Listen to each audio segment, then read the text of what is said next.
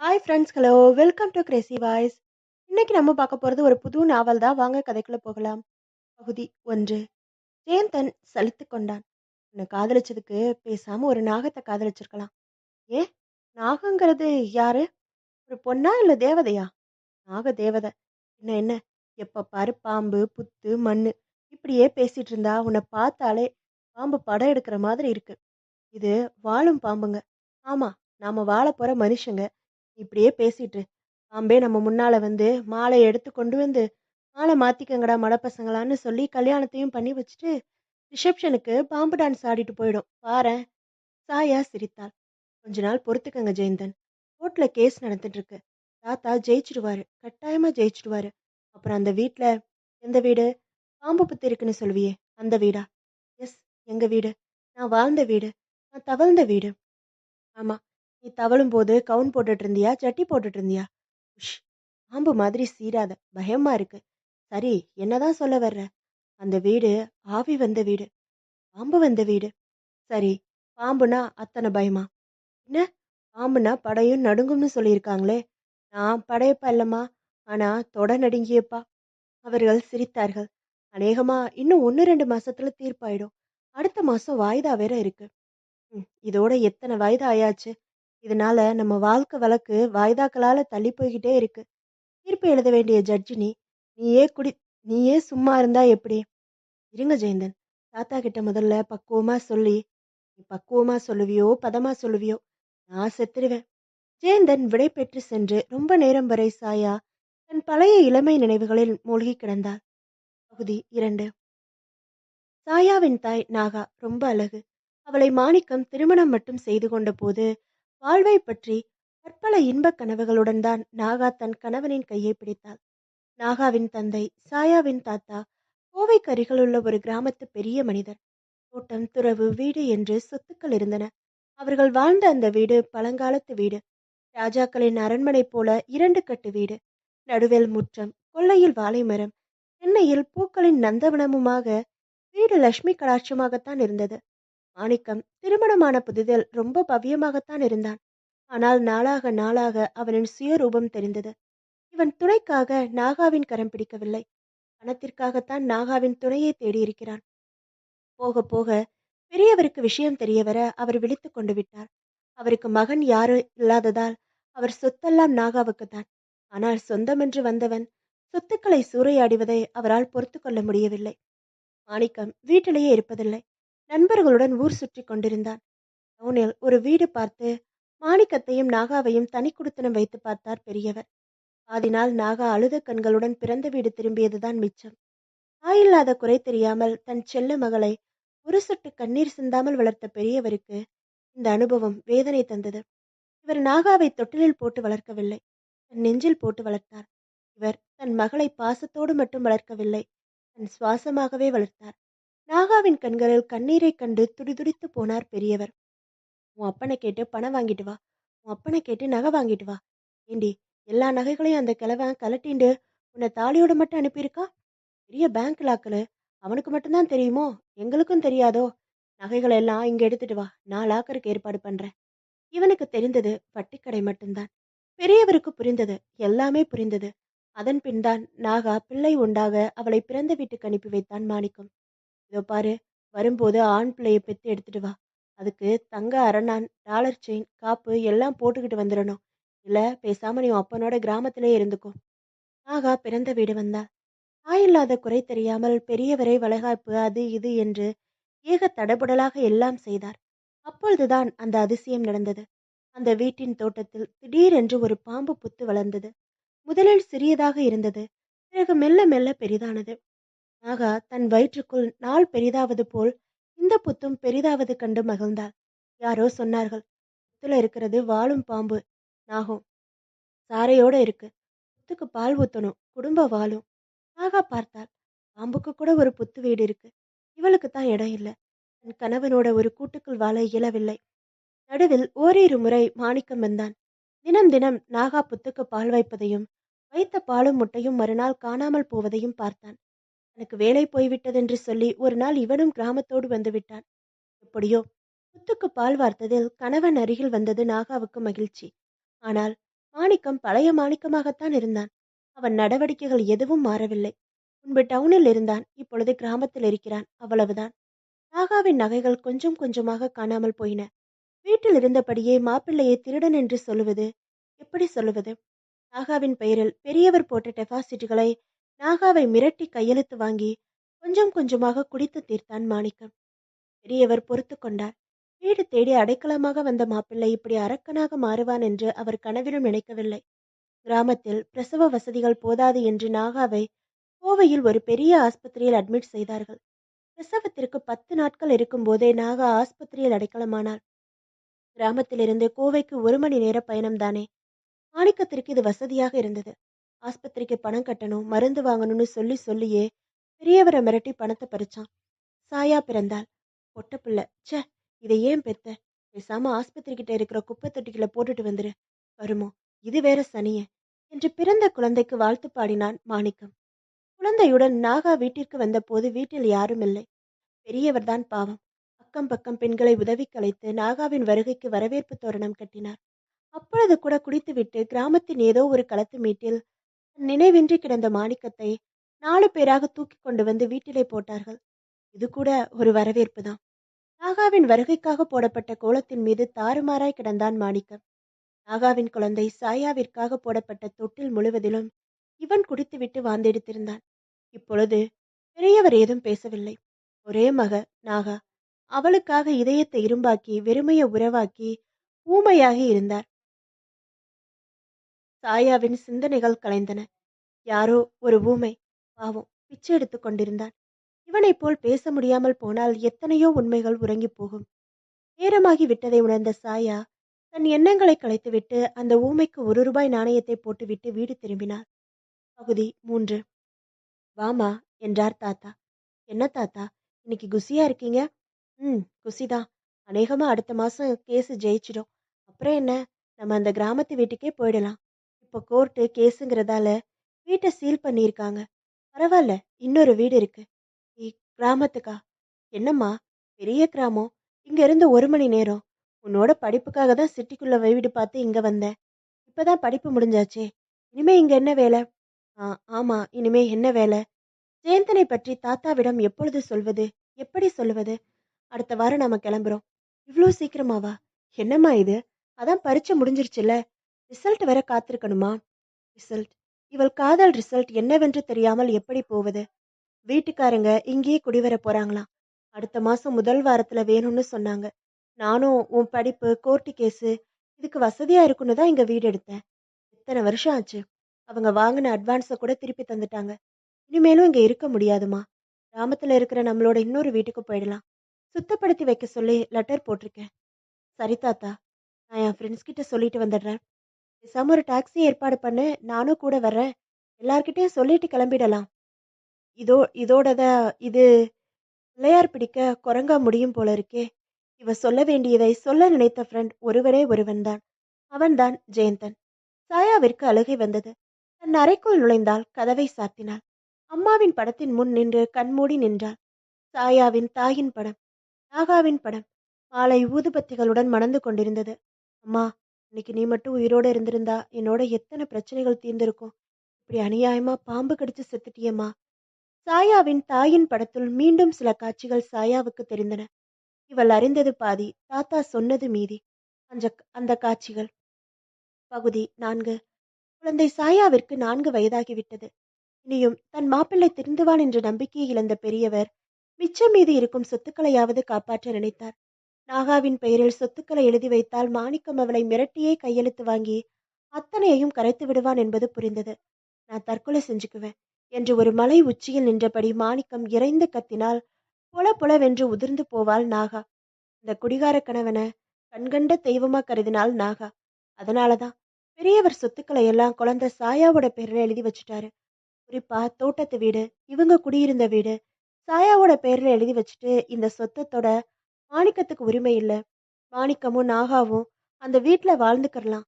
ஆனா அதை விற்கவோ அடமான வைக்கவோ அவங்களுக்கு அதிகாரம் இல்ல. சாயா பெரியவளாகி அவ எடுக்கிற முடிவுப்படிதான் அவங்க செயல்படணும். இப்படி உயிர் எழுதிய பெரியவர் சாட்சிகளுடன் அந்த உயிரை ரிஜிஸ்டர் செய்து விட்டார். செய்தியை கேட்டு மாணிக்கம் குதித்தான். ஆகாசத்துக்கும் பூமிக்குமாய் நடனம் ஆடினான். தன் கோபத்தை நாகாவின் மீது காட்டினான். உங்க அப்பனுக்கு கொழுப்பிடி, என்ன நம்ப மாட்டானா? சொத்தெல்லாம் பச்சை பிள்ளைக்கா? நாளைக்கே அது செத்தா கிழவன் என்ன பண்ணுவான்? வாய் கூசாமல் மகள் என்றும் பாராமல் தன் குழந்தைக்கு சாபமிட்டான் மாணிக்கம். நாகா அழுது அழுது களைத்து போனாள். அப்பொழுது குழந்தை சாயாவிற்கு 4-5 வயது இருக்கும். அந்த வீட்டு தோட்டத்தில் அந்த பெரிய பாம்பு புற்று இருந்தது. அதில் ஒரு வாலு நாக இருக்கான். தினம் தினம் நாகா அங்கு சாயந்தரமா ஒரு கிண்ணத்துல பாலும் ஒரு முட்டையும் வைப்பான். சாயா பார்த்து கொண்டே இருப்பாள். இவர்கள் போன பிறகு அந்த நாகம் எப்பொழுது வருமோ தெரியாது. காலையில பார்த்தா பால் கிண்ணம் காலியாகி இருக்கும். முட்டை ஓடுகள் மட்டும் இருக்கும். யாரும் அந்த பாம்பை பார்த்ததும் இல்லை. ஆனா அது வாழ்ற அடையாளம் தெரியும். சில நாட்கள் பாம்பு தன் சட்டையை அங்கு உரித்து போட்டிருக்கும். மாணிக்கம் சிரிப்பான். பாலும் பாம்பாவது, செத்த பாம்பாவது, சும்மா கதை. ராத்திரி ஏதாவது பூனை பெரிச்சாலே அந்த பாலையும் முட்டையும் சாப்பிட்டிருக்கோம் என்று இடக்காக பேசுவான். குழந்தை சாயாவிற்கு கூட அந்த நல்ல பாம்பை பார்க்கத்தான் ஆசை. பாலும் பாம்பு கடிக்காதாமே, ஆனா கண்கள்ல தென்பட்டால் தானே கடிக்க. ஒரு நாள் மாணிக்கம் 4-5 பேர்களுடன் வந்தான், கடற்பாறையும் ஈட்டியுமாக. அந்த பாம்பு புற்றின் அருகே அவர்கள் போனார்கள். நாகலட்சுமி பதறினாள். என்னங்க பண்ண போறீங்க? மாணிக்கம் சிரித்தான். வாழும் பாம்பு இருக்கிற புத்துக்குள்ள புதையல் இருக்குமா? ஒரு ஜோசியக்காரன் சொன்னான். அதையும் தான் பார்த்துடுவோமே. பாம்பத்தான் காணோம், புதையலாவது கிடைக்குதா பார்க்கலாம். உங்க அப்பன் இந்த வீட்டை தானே சாயாவுக்கு எழுதி வச்சான். பூமிக்குள்ள இருக்கிற புதையலை எழுதி வைக்கலையே. புதையல் எனக்கு தான். நாகலட்சுமி கதற கதற அல அல துடிக்க துடிக்க அவர்கள் அந்த புற்றை அளித்தார்கள். கரையான் புற்று, பாம்பு வாழ்ந்த வீடு. புஷ் என்று சீறிக்கொண்டு பாம்பு வரும் என்று எதிர்பார்த்து காத்திருந்தவர்களுக்கு புஷ் என்றாகிவிட்டது. பாம்பும் வரவில்லை, பல்லையும் வரவில்லை, புதையலும் கிடைக்கவில்லை. அன்றிரவெல்லாம் நாகலட்சுமி அழுதபடி படுத்திருந்தாள். குழந்தை சாயாவிற்கு பயமாக இருந்தது. அம்மா அம்மா என்று தன் அம்மாவை கட்டி கொண்டு படுத்திருந்தாள். அம்மா, இனிமே புத்துக்கு எப்படி பால் வைப்பாங்க? முட்டை எங்க வைப்பாங்க? பாவம் அம்மா. ஏனோ குழந்தை சாயாவிற்கு அப்பாவின் மீது கோபம் வந்தது. ஆனால் 5 வயது குழந்தையால் தன் கோபத்தை எப்படி காட்ட முடியும்? மறுநாள் பொழுது விடிந்த போது நாகலட்சுமி உடம்பெல்லாம் நீலம் பாரித்து இறந்து போயிருந்தாள். பாம்பு தீண்டி விட்டது என்றார்கள். பெரியவர் திகைத்து போனார். குழந்தை சாயா அழுதாள். பொல்லாத பாம்பு, எங்க அப்பா பண்ணின தப்புக்கு ஏன் எங்க அம்மாவை கடிச்ச? அதுக்கப்புறம் தாத்தா சொத்துல பேத்திக்கு பங்கு உண்டு என்று மாணிக்கம் அந்த வீட்டை விற்க ஏற்பாடு செய்ததை அரசல் புரசலாக அறிந்து கொண்டவர் கோர்ட்டு மூலம் ஸ்டே ஆர்டர் வாங்கினார். இந்த வீட்டை யாருக்கும் விற்கிறதுக்கோ அனுபவிக்கவோ சாயாவை தவிர உரிமை இல்லைன்னு வாதாடினார். மாணிக்கம் ஆன மட்டும் கோர்ட்டு மூலம் வாதாடி பார்த்தான். அந்த வீட்டுல தனக்கு வாழ்ற உரிமை தேவைன்னா இல்ல அந்த வாடகைக்கு விட்டு சாயாவோட செலவுக்கு கோர்ட்டு மூலமா வாடகை பணத்தை வாங்கிக்கிறதாவும் சொன்னான். தாத்தா விடல. மனைவியோட சாம்பலை கரைக்கிறதுக்குள்ள வீட்டை விற்க நினைக்கிற இவன் தன்னோட மகளை காப்பாத்துவாங்கிறதுக்கு என்ன உத்தரவாதம்? அந்த வீடு பூட்டியே கிடக்கட்டும், என் பேத்தியை நான் படிக்க வச்சுக்கிறேன் என்றார். டவுனுக்கு இடம் பெயர்ந்தார். சாயாவும் வளர்ந்தாள். சாயா தாத்தாவின் பாதுகாப்பில் வளர்ந்து பெரியவளானாள். கோர்ட் கேஸும் வளர்ந்தது. சாயா பெரியவளானாள். வாய்தாக்கள் மாதந்தோறும் வளர்ந்தன. சாயாவின் சிந்தனைகள் கலைந்தன. யாரோ வாசலில் பேசும் சத்தம். அம்மாவின் படத்தை நிமிர்ந்து பார்த்தாள் சாயா. நாகாவிற்கு போடப்பட்ட மாலை அசைந்த மாதிரி ஒரு உணர்வு. அம்மா ஆசிர்வதிக்கிறாளா? சாயா சன்னல் வழியாக எட்டி பார்த்தாள். தாத்தா யாரோ ஒருவனுடன் பேசிக் கொண்டிருந்தார். யார் அவன்? பகுதி 5. வர்றியா இப்படி? ஜாலியா பேசிட்டு போகலாம். ஜெயந்தன் கூப்பிட்டான். ஜாலியா எல்லாம் பேச முடியாது. சரி, ஜோலியா பேசலாம். ஐயோ, இப்ப எங்க போகணும்? ஷாப்பிங். என்ன விசேஷம்? மண்டு மண்டு, உனக்கு நாளைக்கு பர்த்டே மறந்து போச்சா? மை காட் இல்ல, பெர்த் கார்டு. இந்த அட்வான்ஸா கிரீட்டிங் கார்டு வாங்கிட்டேன். இந்தா. ஒரு கவரை தந்தான். இதய வடிவில் இருந்தது அந்த வாழ்த்து அட்டை. அதை திறந்து பாரு, அதுதான் என் இதயம். அதுக்குள்ள லேப்டாப் சத்தம் கேட்காது. சாயா, நான் நாயா அலைகிறேன்னு அலறும். திறந்து பாரு. சாயா அந்த அட்டையை பிரித்தாள். உள்ளே மியூசிக்கல் வாழ்த்துக்கள். ஹாப்பி பர்த்டே டு யூ என்ற மெல்லிய வாழ்த்தொலை. Wow, beautiful. இதயம் தந்தவனுக்கு ஒரு இன்ப அதிர்ச்சி தரக்கூடாதா? அதை தரத்தான் வந்திருக்கேன். ஐ, நான் அதிர்ஷ்டசாலி. கொடு கொடு. மின்சார கண்ணே, என் கண்ணே. மின்சாரம்தான். இப்ப நான் சொல்ல போறது ஷாக் அடிக்கிற நியூஸ் தான். என்னாச்சு? கேசு தோத்துடுச்சா? விடு கழுதைய. அந்த பாம்பு வீடு வேண்டாம், நீ மட்டும் போதும். ஏன்னா நீயே பாம்புதான்.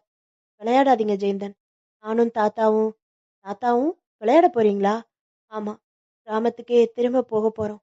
அதான் படிப்பு முடிஞ்சாச்சே, இனிமே என்ன வேலைங்கிறாரு தாத்தா. So next month. ஏ என்ன இது? ஏன் இப்படி ஒரு குண்டை தூக்கி போடுற? இதை சொல்ல தான் வந்தேன். அப்புறம் தான் நீங்க சொல்லி தெரிஞ்சது நாளைக்கு என் பர்த்டேன்னு.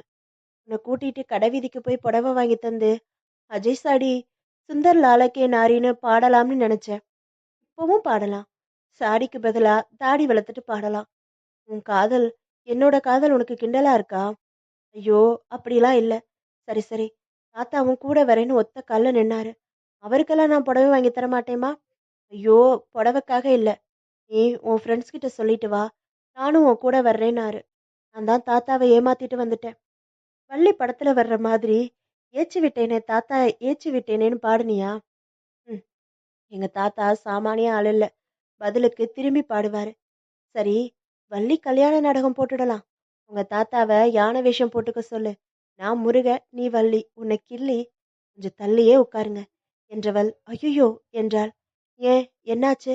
அதோ பாருங்க, அந்த ஊமை சும்மா சும்மா வந்து கழுத்தை இருக்கிறான். நான் கிளம்புறேன். சாயா அவசரமாக கிளம்பினாள். ஊமையின் பே பே என்ற குரல் தூரத்தில் கேட்டது. பகுதி 6. தாத்தா பேக்கிங்கில் மும்முரமாக இருந்தார். சாயா வேண்டாத குப்பைகளை எல்லாம் இங்கேயே போட்டுட்டு வந்துரு. நம்ம இங்க இருக்க போற கிராமத்து வீடு சின்ன வீடு. அங்க நம்ம தோட்டத்தை கவனிச்சுக்கிட்டு இருந்த பொண்ணனுக்கு அதை தந்திருக்கேன். இப்போ அதுவே அதுல தான் நாம குடியிருக்க போறோம். எப்படியும் கூடிய சீக்கிரம் பெரிய வீட்டுக்கு போயிடுவோம். அதனால குப்பையை சேர்த்துக்காத. கோர்ட்டு கேஸுக்கே பாதி சொத்து போயிட்டது. சாயா மனதில் புழுங்கிக் கொண்டிருந்தாள். வேண்டாத குப்பையெல்லாம் இங்கேயே விட்டுட்டு வந்துடணுமாமே. நான் ஜெயந்தனை விட்டுட்டு வரப்போறேன். என் ஜெயந்தன் குப்பையா? தாத்தா கிட்ட எப்படி கேட்கறது?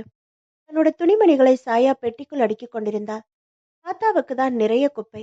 ஒரு பெட்டி நிறைய கோர்ட்டு காகிதங்கள், பழுப்பு நிற நீல வட்டமான பேப்பர்கள், வாய்தாக்கள் பற்றிய அறிவிப்புகள். தாத்தா மூக்கு கண்ணாடியை மாட்டிக்கொண்டு ஒவ்வொன்றாக படித்து பார்த்து கொண்டிருந்தார். தேவையானதை எடுத்து வைத்துக்கொண்டு வேண்டாததை கிழித்து போட்டுக்கொண்டு தாத்தா நிறையவே கிழித்து போட்டிருந்தார்.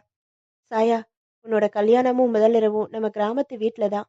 தீர்ப்பு ஆன உடனே கேஸ் ஜெயிச்ச உடனே நாம உடனே அந்த வீட்டுக்கு போக போறோம். தடபுடலா உன் கல்யாண ஏற்பாட்டை பண்ண போறோம். சாயா சிரித்தாள். தாத்தா, மாப்பிள்ளை பார்க்காம கல்யாண ஏற்பாடா? இது என்ன மதன காமராஜன் கதையா என்ன? தாத்தா சிரித்தார். தப்புமா, அம்பையோட கதை தெரியுமா? சால்வனை காதலிச்சுட்டு பீஸ்மரால சிறைப்பிடிக்கப்பட்டு கடைசியில ஹஸ்தினபுராத ஹஸ்தினபுராதத்துக்கு சொந்தம் இல்லாம சால்வனையும் அடைய முடியாம திண்டாடிய காசிராஜாவோட பொண்ணோட கதை. பெண்களுக்கு இந்த நிலை வரக்கூடாதுமா. காதலிச்சா துணிஞ்சு காதலிக்கணும். துணிஞ்சு தைரியமா சொல்லிடணும். இல்லைனா இப்படிதான். சாயாவுக்கு இப்பொழுது கூட தோன்றியது. சொல்லு, சொல்லிடு. சரியான நேரம் சமயம். அப்புறம் இது போல இது போல சந்தர்ப்பம் கிடைக்காது. மனதை திடப்படுத்தி கொண்டு சாயா ஆரம்பித்தாள். தாத்தா, ஒரு ஒரு முக்கியமான விஷயம். சொல்லுமா என்ற தாத்தா ஏதோ ஒரு கவரை எடுத்தார். அதற்குள் வாசலில் ஐயா, ஐயா, வாசல்ல போய் பாரு என்ற தாத்தாவின் கட்டளைக்கு சாயா அடிபணிந்தாள். இருமா ஒரு நிமிஷம். நீ சொல்ல வந்த விஷயம் இதுதானான்னு பாரு. தாத்தா தன் கையில் இருந்த கவரை பிரித்து அதிலிருந்து ஒரு புகைப்படத்தை எடுத்தார். இதானா பாரு. சாயா பார்த்தால் ஜெயந்தன் புகைப்படம். இது இது இது எப்படி தாத்தாவுக்கு? தாத்தா, அலறாத. பையன் நல்லவன் தானா? தாத்தா, எனக்கு என்ன சொல்றதுன்னு தெரியல. இவர நீ காதலிக்கிற.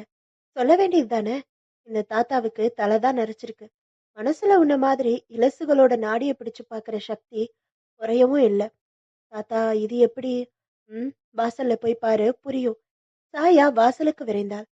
சாயாவை பார்த்த அவன் முதலில் திடுக்கிட்டான். இவ இவ என்று தாத்தாவுடன் பேசிக் கொண்டிருந்தவன் இல்ல. அன்னைக்கு தாத்தா கூட பேசிக்கிட்டு இருந்தவன் இல்ல இவன். இவன் எங்க? திடீரென்று ஒரு புதிர் விடுபட்ட மாதிரி தாத்தா சிரித்தபடி உள்ளே இருந்து வந்தார். பேப, இனிமே நீ பேப. ஊமையாக நடித்தவன் சிரித்தபடி, மன்னிச்சிடுங்கம்மா. பெரியவரே உத்தரவுப்படி உங்க காதலனை போட்டோ பிடிச்சு கொடுத்தது நான் தான். நீ போட்டோ பிடிச்சு கொடுத்துட்ட. நான் இவளை அவன் கையில பிடிச்சு கொடுக்கணும். சாயாவுக்கு தலை சுத்தியது. யாரோ இவளுள் வள்ளி கல்யாண தாத்தா பாடலை பாடினார்கள். ஏச்சுப்பட்டேனே நான் ஏச்சுப்பட்டேனே என்று சாயா சிரிக்க ஆரம்பித்தாள். பகுதி 7. கல்யாண பத்திரிகையில சாயா விலாசம் எழுதி கொண்டிருந்தாள். கடைசியில திருமணம் கோவையில் பிரபல திருமண மண்டபத்தில் நடத்துவது என்று தீர்மானமானது. ஜெயந்தன் மகிழ்ந்து போனான். வாவ் சாயா, இந்த திடீர் திருப்பத்தை நான் எதிர்பார்க்கவே இல்ல. ஏதோ கோர்ட்டு, கேஸு, பாம்பு, பல்லின்னு சொன்னேன். இப்ப என்னடான்னா கல்யாணங்கிற? நான் காண்றது என்ன கனவா இல்ல நனவா? இன்னும் கோர்ட்டு கேஸு தீரல. நம்ம கல்யாண நாள் அன்னைக்கு தான் வாய்தா. கடைசி வாய்தா. போச்சுடா. பயப்படாதீங்க. அத தாத்தாவோட வக்கீல் பார்த்துப்பாரு. உனக்கு ஒரு ஜோக் தெரியுமா? என்ன? அண்ணன் தம்பிக்குள்ள தகராறு. வரப்பு யாருக்கு சொந்தம்னு கேஸு. கடைசியில அண்ணன் ஜெயிச்சான். ஆனா வரப்பு வக்கீலுக்கு சொந்தமாயிடுச்சு. ஃபீஸுக்காக. சாயா சிரித்தாள். ஆனா எங்க தாத்தா அப்படி இல்ல. ஒரு கொள்கைக்காக போராடுறாரு. இப்ப கூட என் கல்யாண பத்திரிக்கையை எங்க அப்பாவுக்கு அனுப்பியிருக்காரு. ஒருவேளை அப்பா தன்னோட மகளோட கல்யாணத்துக்கு வரலாம்னு ஒரு நம்பிக்கை. எனக்கு என்னவோ நம்பிக்கை இல்ல. இத்தனை நாளா வராத உன் அப்பா இப்ப மட்டும் வந்துட போறாரா என்ன? ம், பாப்போம். அது சரி, நம்ம ஃபர்ஸ்ட் நைட் எங்க? ஆமா, அடியேங்கிறதுக்கு பொண்டாட்டியை காணோமா? 8வது பிள்ளைக்கு என்ன பேர் வைக்கிறதுன்னு நானா? நமக்கு 8 வேண்டாமா? 2 போதும். நியூமராலஜி படி 8 சனியோட நம்பர். நீ பக்கத்துல இருக்கும்போது சனி எதுக்கு? நான் சனியா? No honey. ஃபர்ஸ்ட் நைட் எப்பன்னு கேட்டேன். ம், தாத்தா சொல்லிட்டாரு. எதுக்கெடுத்தாலும் தாத்தா தாத்தா. ஆமா, அவர்தான் என்ன பெத்தெடுக்காத ஆத்தா. சரி, என்ன சொன்னாரு? நம்ம முதல் இரவு நம்ம கிராமத்து வீட்ல தானா? ஐயோ, என்ன ஐயையோ? கோர்ட்ல கேஸ் ஜெயிச்ச உடனே வீடு நம்மளதுன்னு தீர்ப்பாயிடும். அப்புறம் என்ன? சரிதான் போ. ஆவி வந்த வீடு, ஆவி வந்த வீடுன்னு சொன்ன. உங்க அம்மா பாம்பு கடிச்சு உசுர இட்ட இடம், உசுர விட்ட இடம். ஒருவேளை உங்க அம்மாவே ஆவியா அங்க இருந்தா ஆசீர்வாதம் பண்ணுவாங்க. ஏன் இப்படி சில்லி கொஸ்டின்ஸ் எல்லாம் கேக்குறீங்க? உங்ககிட்ட மில்லி கொஸ்டினா கேட்க முடியும். அவர்கள் சிரிப்பு களிப்புமாக விலாசம் எழுதி முடித்தார்கள். அந்த திருமண நாளும் வந்தது. பகுதி 8. மணமேடை அலங்காரங்கள், ஜோடனைகள், வண்ண வண்ண விளக்குகளின் கண் சிமிட்டல்கள். சாயா வெட்ஸ் ஜெயந்தன் என்று தர்மாக்கோலில் எழுதப்பட்டு ஜிகு ஜிகு சம்கிகளில் மின்னும் எழுத்துக்கள். நல்வரவு விளக்கு அலங்காரங்கள். வாழை வாழை கமுகு நிறையுடன் அந்தர்கீழ் கோளரி மாதவன் கோவிந்தன் என்பானேர். விருந்தினர் கூட்டம். சாயா மணப்பெண் அலங்காரத்தில் கனவுகளுடன் அமர்ந்திருந்தாள். கிராமத்திலிருந்து ஒரு பஸ் நிறைய கிராமத்து மக்கள் வந்திருந்தார்கள். பெரியவர்கள் பேத்திக்கு திருமணம். இவள அனைவரும் வந்து வியப்புடன் பார்த்தார்கள்.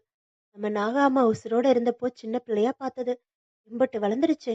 நீ நல்லா இருக்கணும் அம்மணி என்று வாழ்த்திய கிராமத்து மக்கள் பின் குசுமம் வைத்து கட்டிய கட்டு கிளத்திகள். அதில் பாம்படமும் கழுத்திலே கல் அட்டிகையும் கைகளில் கங்கணமும் போட்ட ரவிக்கை போடாத மூதாட்டிகள். மணமேடையில் ஜெயந்தன் சாயாவின் காதுகளில் கிசுகிசுத்தான். உங்க தாத்தாவோட கிராமத்துல செக்ஸப்பில்ல எக்கச்சக்கம் போல இருக்கு. உஸ், சும்மா இருங்க. அவங்க எல்லாம் பெரியவங்க. ஜெயந்தன் சிரித்து கொண்டான். ஜெயந்தனின் கல்லூரி நண்பர்கள், அலுவலக நண்பர்கள், இப்படி ஏக கூட்டம். முகூர்த்த நேரம் நெருங்கிக் கொண்டிருந்தது. தாத்தா எங்க? தேடினார்கள். தாத்தா திருமண வீட்டில் சமையல் கட்டில் சமையல்காரர்களுக்கு கட்டளையிட்டுக் கொண்டிருந்தார். அவ்வப்போது மைசூர் பாக்கு, ஜிலேபி என்று ருசி பார்த்து கொண்டிருந்தார். முகூர்த்தம் முடிஞ்ச உடனே எல்லாரும் சாப்பிட்டுட்டு தான் போகணும். சீக்கிரம் சமையல் ரெடி ஆகட்டும். சீக்கிரம் டிஃபன் கடைய முடியுங்க. டிஃபன் கடைய முடியுங்க. யாரும் சாப்பிடாம போகக்கூடாது. தாத்தாவுக்கு இந்த சில தினங்களாக ஏக டென்ஷன். தாத்தாவை தேடிக்கொண்டு அங்க வந்த டாக்டர் பழனிச்சாமி, என்ன பெரியவரே, வாசல்ல எல்லாரும் காத்துட்டு இருக்காங்க. இங்க என்ன பிபி இருக்கு, சுகர் இருக்கு, இங்க என்ன பண்றீங்க? உரிமையுடன் கேட்டார் டாக்டர். என் பேத்தி கல்யாணம். பிபியாவது சுகராவது எனக்கு ஒன்றும் ஆகாது. தாத்தா வாயை தரித்து கொண்டு வெளியே வந்தார். கல்யாண மாப்பிள்ளை மாதிரி பட்டு வேஷ்டி, பட்டு அங்கவஸ்திரம், நெற்றியில் திருநீரு, சந்தனம் என்று தாத்தா அமர்க்கலமாக இருந்தார். சாயா கண்களில் நீர் மல்க தாத்தாவை பார்த்தாள். தாத்தாவின் எத்தனை நாளைய கனவு. பெரியவரும் சாயாவை பார்த்தார். தன் மகன் நாகா திருமண கோலத்தில் அமர்ந்திருப்பது போல் ஒரு தோற்றம். நெஞ்சு வலித்தது. இதுவரை மாணிக்கம் வரல. வேற வழியே இல்ல. இவரு மணமேடை ஏற வேண்டியதுதான். இவருதான் தன்னோட பேத்தியை தாரவார்த்து தர வேண்டும். மணமேடை ஏறிய போது அங்கு போடப்பட்ட மரப்படி தடுக்கி விட்டது. தாத்தா விழ பார்த்தார். மெல்ல மெல்ல பெரியவரே, பார்த்து பார்த்து. கூட வந்தவர்கள் எச்சரித்தார்கள். பார்த்து பார்த்துதான் இந்த கல்யாணத்தை பண்றேன். என் பேத்தியாவது என் மக போல இல்லாம நிம்மதியா வாழட்டும். பெரியவரே, தாலியை தொட்டு எடுத்து கொடுங்க. ஐயர் சொன்னார். கெட்டி மேல முழங்க மேலே கட்டியிருந்த கூடையில் இருந்த புஷ்பமாரி பொழிய ஜெயந்தன் சாயாவின் கழுத்தில் தாலி கட்டி முடித்தான். மணமக்கள் தாத்தாவை நமஸ்கரித்தனர். தாத்தா கண்களில் நீர் வழிய, நீங்க நல்லா இருக்கணுமா என்று ஆசிர்வதித்த போது வாசலில் கார் ஒன்று வர, அதிலிருந்து கோர்ட்டுக்கு போகும்போது அளித்த அதே கருப்பு கோட்டை கூட அவிழ்க்காமல் இவர்கள் வக்கீல் அவசரமாக வந்து இறங்கிக் கொண்டிருந்தார். தாத்தாவின் நெஞ்சு படபடக்கென்று அடித்துக் கொண்டிருந்தது. வக்கீல் வர்றாரு, கோர்ட்ல இருந்து வர்றாரு. என்ன செய்தியோட வர்றாரோ? வரும்போதே வக்கீல் கைகளை உயர்த்தி தம்சப் பாணியில், பெரியவரே நாம ஜெயிச்சிட்டோம், உங்க வீடு உங்களுக்கு தான் சொந்தம் இறைந்து கத்தி கொண்டு வந்த அவரை அனைவருமே மகிழ்ச்சியுடன் பார்த்தார்கள். நான் ஜெயிச்சிட்டேன், நான் ஜெயிச்சிட்டேன். தாத்தாவின் உணர்வுகள் பொங்கின. அம்மா சாயா, மாப்பிள, இப்பவே நாம நம்ம கிராமத்து வீட்டுக்கு போய். தாத்தாவால் மேலே பேச முடியவில்லை. தலை சுற்றியது, கண்கள் இருண்டன. அப்படியே மணமேடையில் அந்த பூக்களின் நடுவில் அலங்கார மனுஷனாய் அப்படியே சாய்ந்தார். கோம புகைகளின் மூட்டம் மேக கூட்டமாய் தெரிய, அந்த மேகத்தில் ஏறி தாத்தா ஸ்வர்க்கம் செல்கிறாரோ? தாத்தாவால் எப்படி முடிந்தது? தன்னோட பேத்தியை இந்த மனக்கோலத்துல விட்டுட்டு எப்படி போக முடிஞ்சது? உயிர் பிரிந்த வினாடி, உடல் சரிந்த நேரத்தில் தாத்தாவின் கண்கள் திறந்தது. திறந்தபடி இருக்க, தன் பேத்தியின் திருமண கோலத்தை தன் கண் வழியே நெஞ்சில் அழியாத புகைப்படமாக பிடித்து கொண்ட அந்த பெரியவர் தெய்வமாகி போனார். தாத்தா! சாயா பதறினாள். மணமேடை பிணமேடையானது. சாயாவும் ஜெயந்தனும் மாலையும் கழுத்துமாக நின்றார்கள். அதே மாலைகளை கலட்டி அவர்கள் தாத்தாவுக்கு போட்டார்கள். தாத்தா கேஸ்ல ஜெயிச்சிட்டாரு. ஆனா வாழ்க்கையில தோத்துட்டாரு. இவருக்கும் இதுதான் கடைசி வாய்தா. சாயாவின் தீர்க்கமான அழுகுரல் அந்த திருமண மேடையில் தீனமாய் ஒலித்தது. யாரோ தாத்தாவின் திறந்திருந்த கண்களை மூடினார். கண்மூடி சயனித்திருந்த பெரியவர், கண்ணீர் வழிய கதறி எழும் மக்கள். சற்று நேரம் முன்வரை மேலச்சத்தம் கேட்ட இடம் பொழுது அங்கு அவல அழுகையின் கூக்குரல்கள் கேட்க ஆரம்பித்தன. பகுதி 9. ஜெயந்தன் அந்த வீட்டின் கதவை திறந்தான். சாயாவும் கூட நின்றிருந்தாள். வாசலில் ஆட்கள் நிறைய காத்திருந்தார்கள். மண்வெட்டியும் கடப்பாரையுமாக. சீல் வைக்கப்பட்ட அந்த வீட்டின் சீலை உடைத்து கதவை திறந்த போது, பல வருடங்களாக பூட்டி கிடந்த அந்த பழைய வீட்டிலிருந்து குப்பென்று நெடி ஒன்று நாசி துவாரங்களை தாக்கியது. வலது காலை எடுத்து வைத்து உள்ளே வா என்றான் ஜெயந்தன். நெடி தாங்காமல் அச்சு என்று தும்மியபடி வலது காலை எடுத்து வைத்தாள் சாயா. நல்லா இருக்கு போ, நுழையும் போதே தும்மிட்டே நுழையிறியே. பேசியபடி ஜெயந்தன் உள்ளே பார்த்தான்.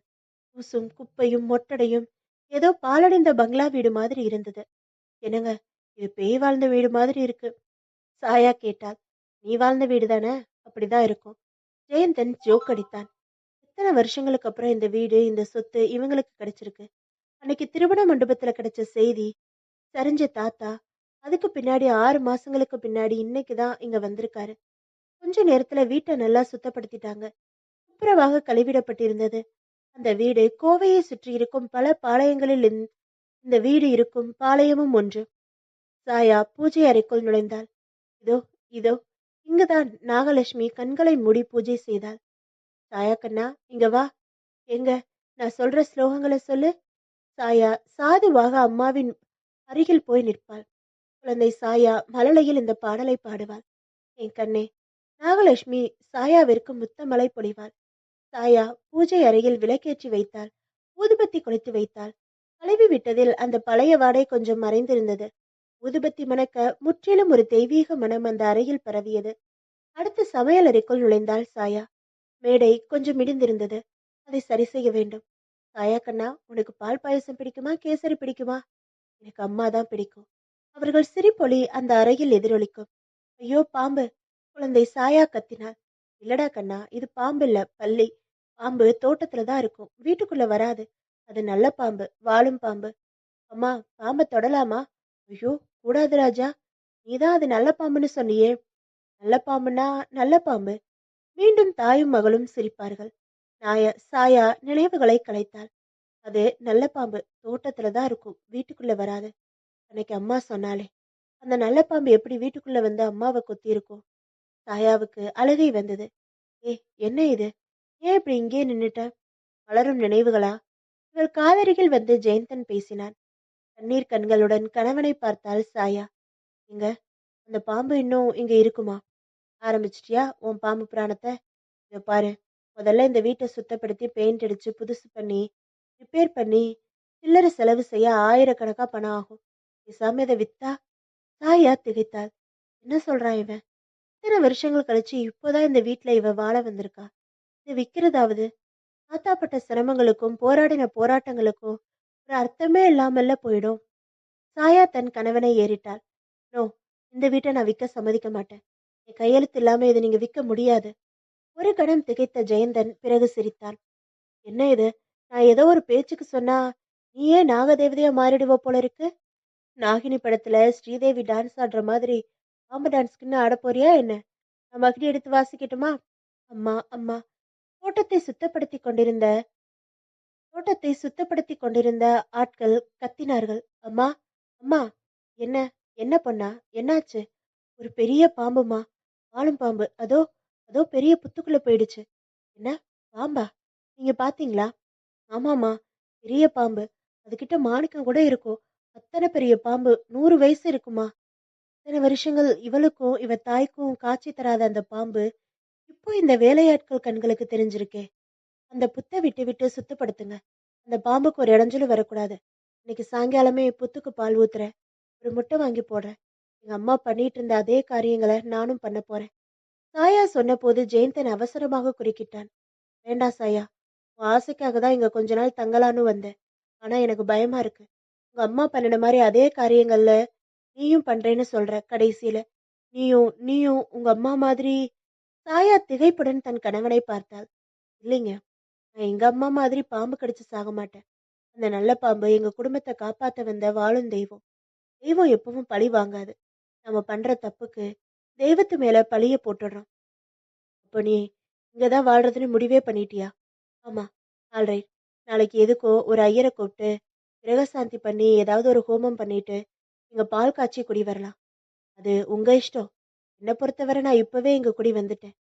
தோட்டத்தில் ஆட்கள் மும்முரமாக வேலை செய்து கொண்டிருந்தார்கள். பகுதி 10. சாயா என்றான் ஜெயந்தன். ஏதோ சிந்தனையில் இருந்த சாயா என்னங்க என்றாள். இதோ பாரு, எப்ப பார்த்தாலும் எதையோ பறிகொடுத்த மாதிரி ஏன் உட்கார்ந்துருக்க? இஷ்டப்படி உன் தாத்தா வச்ச வீட்டுக்கு நம்ம வந்தாச்சு. ஐயர் சொன்ன மாதிரி சர்ப்பசாந்தி பண்ணி கிரகப்பிரவேசம் பண்ணி பால் காய்ச்சி குடிச்சாச்சு. சாஸ்திரப்படி இன்னைக்கு நம்ம இந்த வீட்டுல தான் படுக்கணுமா. அதனால இந்த பெட்ரூமை முதலிரவு அறை மாதிரி ஜோடிச்சு இங்க வந்தோ ஆச்சு. இப்ப என்ன இது முகத்தை உம்முன்னு வச்சுக்கிட்டு? அது அது வந்தோ இல்ல போயும் இல்ல. ஞாபகம் இருக்கா என் ஃப்ரெண்ட்ஸ் ஏற்பாடு பண்ணின முதலிரவு ஃபங்க்ஷன்? சாயா யோசித்தாள். திருமண மேடை பிணமேடை ஆன பிறகு சுபகாரியங்கள் கூடாது என்று விலக்கி வைத்து விட்டார்கள். என்ன இது அநியாயமா இருக்கு. கணவன் மனைவி கூடவா சேரக்கூடாது? சரி, தாத்தா செத்ததுக்காக 10 நாட்கள் துக்கம் கொண்டாடலாம். அப்படியா மாசக்கணக்கா இழுத்தடிப்பாங்க? ஜெயந்தன் புலம்பிக் கொண்டிருந்தான். இதோ பாருமா, நான் பீட்டர் இங்கிலாந்து தெரியுமா? பீட்டர் இங்கிலாந்தா? அது என்ன புது பெயர்? தி ஹானஸ்ட் ஹர்ட் அப்படின்னு விளம்பரப்படுத்துறாங்களே, அது மாதிரி தி ஹானஸ்ட் மேன். அப்போ உங்க விலை 450 ரூபாயா? அதுக்கு மேலையா? சிச்சி, அசிங்கமா பேசாத. அதன் பிறகு விரைவில் ஆடி மாதம் முடிந்த பிறகு ஒரு நல்ல நாளில் இவர்களின் முதலிரவு ஏற்பாடானது. ஜெயந்தனின் நண்பர்களை ஏற்பாடு செய்தார்கள். அலையிறா மேடம், பாவமா இருக்கு. ப்ளீஸ் மேடம், உங்க 2 பேர் வீட்லயும் பெரியவங்க இல்ல. அதனால ஃப்ரெண்ட்ஸ் நாங்களே முன் வந்தோம். ஹோட்டல்ல ரூம் ஏற்பாடு பண்ணிடுறோம். டோன்ட் வரி, பணம் கொடுத்தா எல்லாம் ஓகே. புருஷனுக்கு உடம்பு சரியில்லைன்னா கூட ரூப் போட்டு. சாரி மேடம், அந்த அளவுக்கு இப்ப இருக்கு நாகரிகம். அவர்கள் சிரித்தார்கள். அந்த ஹோட்டல் அறையை முதலிரவு அறை மாதிரி ஜோடித்தார்கள். தாத்தா இல்லையே என்று வருத்தப்பட்டாள் சாயா. தாத்தாவுக்காக அழாத. தாத்தா என்ன நம்ம கூடவா ரூமுக்கு துணைக்கு வர போறாரு? ஜெயந்தன் அவசரப்பட்டான். நண்பர்கள் எல்லாம் வாரா என் தோளாய் வாராயே என்று வாய்ஸில் கீச்சு குரலில் பாடியபடி வர ஒரு நண்பன் துண்டால் முகத்தை முக்காடு போட்டபடி நெளிந்து கொண்டு அண்ணன் நடை நடக்க ஏக கலாட்டா. அந்த ஹோட்டலையே நண்பர்கள் பட்டாளம் 2 பண்ணிவிட்டது.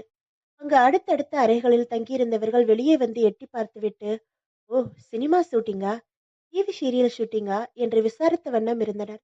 நண்பர்கள் நமட்டு சிரிப்பு சிரித்தனர். மல்லிகைப்பூ மணமும் சென்ட் வாசனையும் ரூம் ஃப்ரெஷனர் வாசனையும் அந்த அறைக்குள் பரவி நிற்க ஜெயந்தன் சாயாவை படுக்கையில் தள்ளினான். ஏ, என்ன விளக்கு அணைக்கட்டுமா? சாயா திடுக்கிட்டு நிமிர்ந்தாள். ஓ, இதுவும் ஒரு முதலிரவு தான். இந்த வீட்டுல இவ வாழ போற முதலிரவு. இங்கும் பூ வாசனை சென்ட் வாசனை எல்லாம் இருக்கு. கட்டில்கள் பூக்களால் ஜோடிக்கப்பட்டிருந்தன. காகிதப்பூ தோரணங்களும் மல்லிகைப்பூ தோரணங்களும் அரை தன்னை புதுப்பெண் மாதிரி ஜோடித்துக் கொண்டு நாணி நிற்கிறது. ஆமா, ஐயர் என்ன சொன்னாருன்னு சொன்னீங்க? ஐயரா? எந்த ஐயர்? ராமசாமி ஐயரா கிருஷ்ணசாமி ஐயரா? இவங்க 2 பேரும் தான் ஆபீஸ்ல என் கூட வேலை செய்யறாங்க. ஐயோ, அந்த ஐயரை கேட்கல. என்ன, உஷா ஐயரா? அவங்க தன்னோட பேரை உஷா உதுப்புன்னு மாத்திக்கிட்டாங்களே. ஐயோ, உங்களோட கஷ்டம். ஐயர்னா வாத்தியார் சாஸ்திரிகள். என்னவோ என் ஜாதகம் பத்தி சொன்னீங்க. ஆ, அதுவா? நீ என் மூட அவுட் ஆக்குற. ஆல்ரைட், இனிமே நோ பேச்சு, செயல்தான். போனா போகுது, இதுக்கு மட்டும் பதில் சொல்லிடுறேன். அதாவது உன் ஜாதகத்துல எல்லா கிரகங்களும் ராகு கேதுவுக்கு அடக்கும். அதாவது ராகு கேது தவிர பாக்கி 7 கிரகங்களும் ராகு கேது பிடிக்குள்ள அடங்கி இருக்கிறதால சர்ப்பதோஷம் இருக்காம். அதுக்கு பரிகாரம் பண்ணணுமா? அதான் பரிகாரம் பண்ணிட்டோமே. இனிமே காரம்தான். சாயா சிரித்தாள். இவ காதலித்த ஜெயந்தன். இவளை பார்த்து கவிதை வாசித்த ஜெயந்தன். பெண்ணே, உன்னை காதலிப்பது கழிப்பறையில் உன் பெயரை எழுத அல்ல, கல்வெட்டில் உன் பெயரை எழுத என்று ஏதோ புது கவிதை புத்தகத்திலிருந்து திருட்டு கவிதை எழுதி தந்தன. ஆகா, அல்வா துண்டு இடுப்பு ஓ இடுப்பு என்று தனிமையில் பாடியவன். அல்வா துண்டுன்னு இடுப்பு துண்டு போட்டு விட்டுடாதீங்க என்று இவளும் கேலி பேசியவள்தான். ஜெயந்தன் விளக்கை அணைத்தான். சாயானா நிழல் தானே, ஆனா நான் தான் உன் நிழல், நீ நிஜம். காதல் மயக்கத்தில் உளறினான். ஜெயந்தனின் கரங்கள் இவளை இவளை புரட்டி எடுத்த போது திடீரென்று ஒரு விசித்திர வாசனை. புஷ் என்று ஏதோ சீரும் வாசனை. என்னங்க, ஏதோ சீர்ற சத்தம் கேட்கல? உஷ், பேசாம இரு. எனக்கு தான் மூச்சு இறைக்குது. இருங்க, ஏதோ ஒரு வாசனை. ஒரு வாசனை இல்ல, மல்லிகைப்பூ வாசனை, சென்ட் வாசனை, இதுதான். இருங்க. ஜெயந்தனை கீழே தள்ளிவிட்டாள். தன் புடவையை சரி செய்து கொண்டு விளக்கை போட்டாள். ஏதோ வாசனை. என்ன வாசனை? வித்தியாசமான வாசனை. அதற்குள் ஒளி வெளிச்சம் பாய ஜெயந்தன் போர்வைக்குள் ஒளிந்து கொண்டான். இந்த வாசனை தாளம்பு தாளம்பு வாசனை என்றாள். பாம்பு வரும்னு சொல்லுவாங்க. சாயா சட்டென்று நாலாபுரமும் பார்த்தாள். அந்த அறையின் ஓரத்தில் ஜன்னல் அருகில் பாம்பு சட்டை ஒன்று கிடந்தது. பகுதி 11. பில்லி சூனியம் பெரும்பகை அகல கண்களை மூடிக்கொண்டு ஜெபித்துக் கொண்டிருந்தான் ஜெயந்தன். வர வர ஜெயந்தன் கந்தசஷ்டி கவச சோஸ்திரங்களை மனப்பாடம் பண்ணி பாட ஆரம்பிச்சிருக்கிறத பார்த்தா சாயாவிற்கு சிரிப்பு வந்தது. அதுவும் அன்றைய நிகழ்ச்சிக்கு பிறகு. படுக்கை அறையில் பாம்பின் உரித்த சட்டை கிடப்பதை பார்த்த இவள் அதை காட்டியதிலிருந்து ஜெயந்தன் ரொம்பவும் தான் அரண்டு போய்விட்டான். ப்ளீஸ் ஜெயா, வேண்டாம். இந்த வீடு வேண்டாம். எனக்கு ஆபீஸ்ல குவார்டர்ஸ் தருவாங்க. எங்க தர்றாங்களோ அங்க போய் தங்கலாம். நான் தான் சொந்த வீடு இருக்கு. என் ஒய்ஃபோட என் ஒய்ஃபோட இருந்துடுறேன். நான் அங்க இருக்கேன்னு சொன்னதால என்கிட்ட வீட்டு அலாட்மெண்ட் பத்தி கேட்கல. பயமா இருக்குமா? இன்னைக்கு பாம்போட உரிச்ச சட்டையை காட்டின. ஒரு நாளைக்கு என்னையே இப்படி தோலுரிச்சு காட்ட போற. சொன்னா கேளுமா, வேண்டாம் என்று இவள் கைகளை பிடித்து கொண்டு கெஞ்சினான் ஜெயந்தன். உஷ், என்ன நீங்க பச்சை குழந்தை மாதிரி? இதோ பாரு, உஷ்ஷுனே சொல்லாத, பயமா இருக்கு. இறைச்சி மூச்சு விடவே பயமா இருக்கு. உன்னை தொடவே பயமா இருக்கு. மில்க் குக்கர் விசில் சத்தம் கேட்டா பயமா இருக்கு. குக்கர் உஸ்ஸுன்னு சத்தம் போட்டா பயமா இருக்குமா? சாயா சிரித்தாள். எனக்கு உங்களை பார்த்தா பயமா இருக்குங்க. இருக்குமே, நான் நடுங்கிட்டு இருக்கிறது எனக்கு தெரியும். இப்போ எல்லா ஆபீஸ் ஆபீஸ் லெட்டர்ஸை வீட்டில் எழுதுறது இல்ல, தெரியுமோ? கையெழுத்தெல்லாம் பாம்பு நெளியிற மாதிரி ஒரே கிறுக்கல். ஐயோ, பாம்புன்னு நான் சொன்னேன், தப்பு. பெருசு பெருசா நெளியிற மாதிரி ஒரே கிறுக்கல். பாம்புன்னு சொன்னா பாம்பு வந்துருமா? அதனால் ஜெயந்தன் பேசும் போதெல்லாம் பெருசு என்பான். எங்க, பாம்புக்கு தப்பு. பெருசுக்கு பழி வாங்கணும்னு தோணுனா நாம இந்த வீட்டை விட்டுட்டு வேற வீட்டுக்கு போனா கூட அங்கேயும் வரும், தெரியுமா? பேசாம இருங்க. இந்த பாம்பு நல்ல பாம்பு, வாழும் பாம்பு. நம்மள ஒன்றும் பண்ணாது. இவள் பிடிவாதத்தை மாற்ற முடியாமல் ஜெயந்தன் இப்பொழுது கந்தசஷ்டி கவசத்திற்கு மாறிவிட்டான். என்னங்க? பூஜை அறையில் ஸ்லோகம் சொல்லிக் கொண்டிருந்தவனை சாயாவின் குரல் கூப்பிட்டது. கடைசி பகுதியை சொல்லி முடித்தவன் என்ன என்று கேட்டபடி பூஜை அறையிலிருந்து நாலாபுரமும் பார்த்தபடி வெளியே வந்தான். பத்திரிகை ஆபீஸ்ல இருந்து போன். என்னமோ போஸ்ட் பாக்ஸ் நம்பருங்கிறாங்க. எனக்கு புரியல. ஓ, நாம கொடுத்த விளம்பரத்துக்கு லெட்டர்ஸ் வந்திருக்கோம், அதான் கூப்பிடுறாங்க. விளம்பரமா? என்ன சொல்றான் இவன்? போன் பேசி முடித்த ஜெயந்தன் முகத்தை துடைத்தபடி வந்தான். எஸ், நான் நினைச்சது சரிதான். இந்த வீட்டுல நீ தனியா இருக்க. நான் ஆபீஸ் போயிட்டா நீ மட்டும் தனியா இருக்க. இத்தனை நாள் இப்படிதானே இருந்திருக்க. இத்தனை நாள் இருந்தது வேற, இப்போ வேற. அதனால துணைக்கு ஒரு ஆள் தேவைன்னு, வீட்டு வேலைக்கு ஆள் தேவைன்னு விளம்பரப்படுத்தினேன். என்னங்க நீங்க? நாம 2 பேரு. இதுல எதுக்கு ஒரு ஆளு? ம், தேளு பாம்பு பூரா எல்லாம் இருக்குல்ல, அதுக்குதான். இப்ப பாம்பு வந்திருக்குமே, சட்டையை கழட்டிட்டு ட்ரெஸ் சேஞ்ச் பண்ணிட்டு போயிருக்குமோ அப்படின்னு என்னால யோசிச்சு வேலை பார்க்க முடியலம்மா. உனக்கு துணைக்கு ஒரு ஆள் இருந்தா எனக்கு நிம்மதி. ஏதோ ஆபத்து சமயம் போதும்னா கூட ஒரு ஆள் இருக்கும்ல. உங்க தாத்தா இந்த வீட்டை ஊருக்குள்ள கட்டியிருந்தா பரவாயில்ல. எங்கேயோ ஒரு அத்துவான காட்டுல கிராமத்துல கட்டியிருக்காரு. தனி வீடு, சுத்தியும் தோட்டம். பாம்பு புத்துன்னு பயமா வேற இருக்கு. அதான் வீட்டு வேலைக்கும் தோட்ட வேலைக்குமா ஆள் தேவைன்னு விளம்பரம் கொடுத்திருந்தேன். லெட்டர்ஸ் வந்திருக்கான். அட்ரஸ் போட்டா நேர்லயே வந்துருவாங்க. அதான் போஸ்ட் பாக்ஸ் நம்பரை கொடுத்தேன். வந்திருக்கிற லெட்டர்ஸை பார்ப்போம். அதுல சிலதை செலக்ட் பண்ணி இன்டர்வியூக்கு கூப்பிடுவோம். அப்புறமா பிடிச்சவங்கள செலக்ட் பண்ணிக்கலாம். இது என்ன ஒவ்வை சண்முகு மாதிரி? சரி சரி, இன்டர்வியூக்கு பாம்பு வராம இருந்தா சரி. ஏ, என்ன நீ சும்மா பயமுறுத்துற. சரி, அப்படியாவது அந்த பாம்பை பார்க்க மாட்டோம்னான்னு ஒரு ஆசைதான். சரி சரி, யாராவது கடல் கன்னி வந்துட போறா, பார்த்து செலக்ட் பண்ணு. ஏன், என் செலெக்ஷனுக்கு என்ன? என் அன்பான புருஷனை நான் தான் செலக்ட் பண்ணினேன். என்ன குறைஞ்சு போச்சு? இருவரும் சிரித்தனர். ஆபீஸ்ல இருந்து வரும்போது லெட்டர்ஸ் வாங்கி கொண்டு வருவதாக ஜெயந்தன் கூறிவிட்டு ஸ்கூட்டரில் ஆபீஸ் கிளம்பினான். அவன் கிளம்பினதும் போன் மீண்டும் கூப்பிட்டது. ஜெயந்தன் தான். போன் கனெக்ஷனுக்கு அல்லாடி கடைசியில் ஒரு வழியாக வாங்கிவிட்டான். ஊருக்கு அப்பால் இருப்பதால் இப்படி ஒரு போன் இருப்பது எத்தனை சௌகரியம். சாயா ரிசீவரை எடுத்தாள். பகுதி 12. சாயா ஜோதிட புத்தகம் ஒன்றினை வைத்து படித்துக் கொண்டிருந்தாள். அவள் கையில் ஜெயந்தனின் சாதகம் இருந்தது. இவளுக்குத்தான் ஜர்ப்பதோஷம் என்று ஜோதிடம் சொல்கிறது. ஜெயந்தன் ஜாதகம் எப்படி? லக்னாதிபதி 6ஆம் அதிபன் ராகு மூவரும் ஒரே வீட்டில் இருந்தால் பாம்பு கடியால் ஆபத்து என்று அந்த புத்தகத்தில் போட்டிருந்தது. ஜெயந்தனுக்கு சிம்ம லக்னம். சிம்ம லக்னாதிபதி சூரியன். 6ஆம் வீட்டுக்காரர் சனி. சூரியன் சனி ராகு இந்த 3 பேரும் மேசத்துல ஒன்னா இருந்தனர். சூரியனுக்கும் சனிக்கும் பகை. மேசத்துல சூரியன் உச்சன். வேறு. சாயாவிற்கு பயமாக இருந்தது. ஏன் இப்படி ஜாதகம் பார்க்க கத்துக்கிட்டோம்னு தோணுச்சு. தப்பு. ஏதோ ஒரு பலனை வச்சு இப்படி கணிக்க கூடாது. ஜோசியங்கிறது ஒரு கடல். அதை மொத்தமா தெரிஞ்சுக்கிறாம இப்படி அறக்குறையா பாக்குறது தப்பு. சாயா புத்தகத்தை மூடி வைத்தாள்.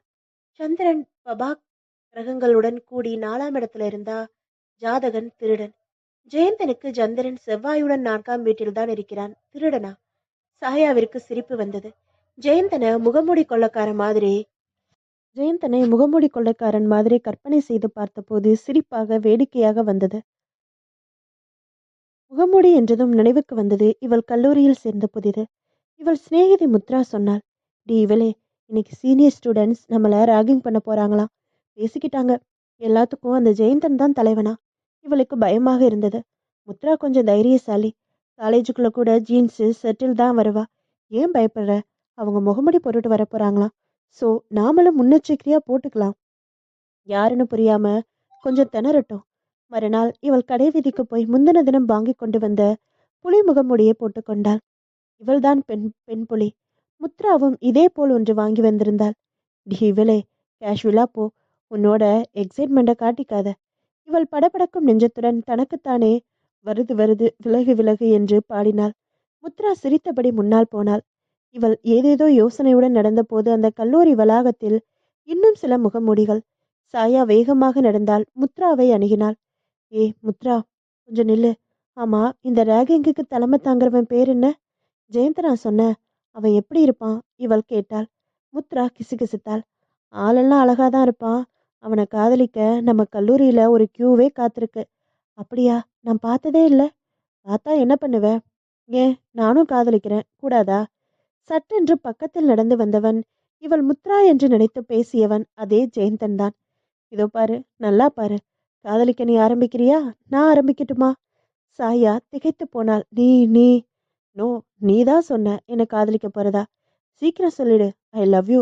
இல்லைனா இங்க நடந்ததை சத்தம் போட்டு சொல்லிடுவேன். சாயாவின் முகம் சிவந்தது.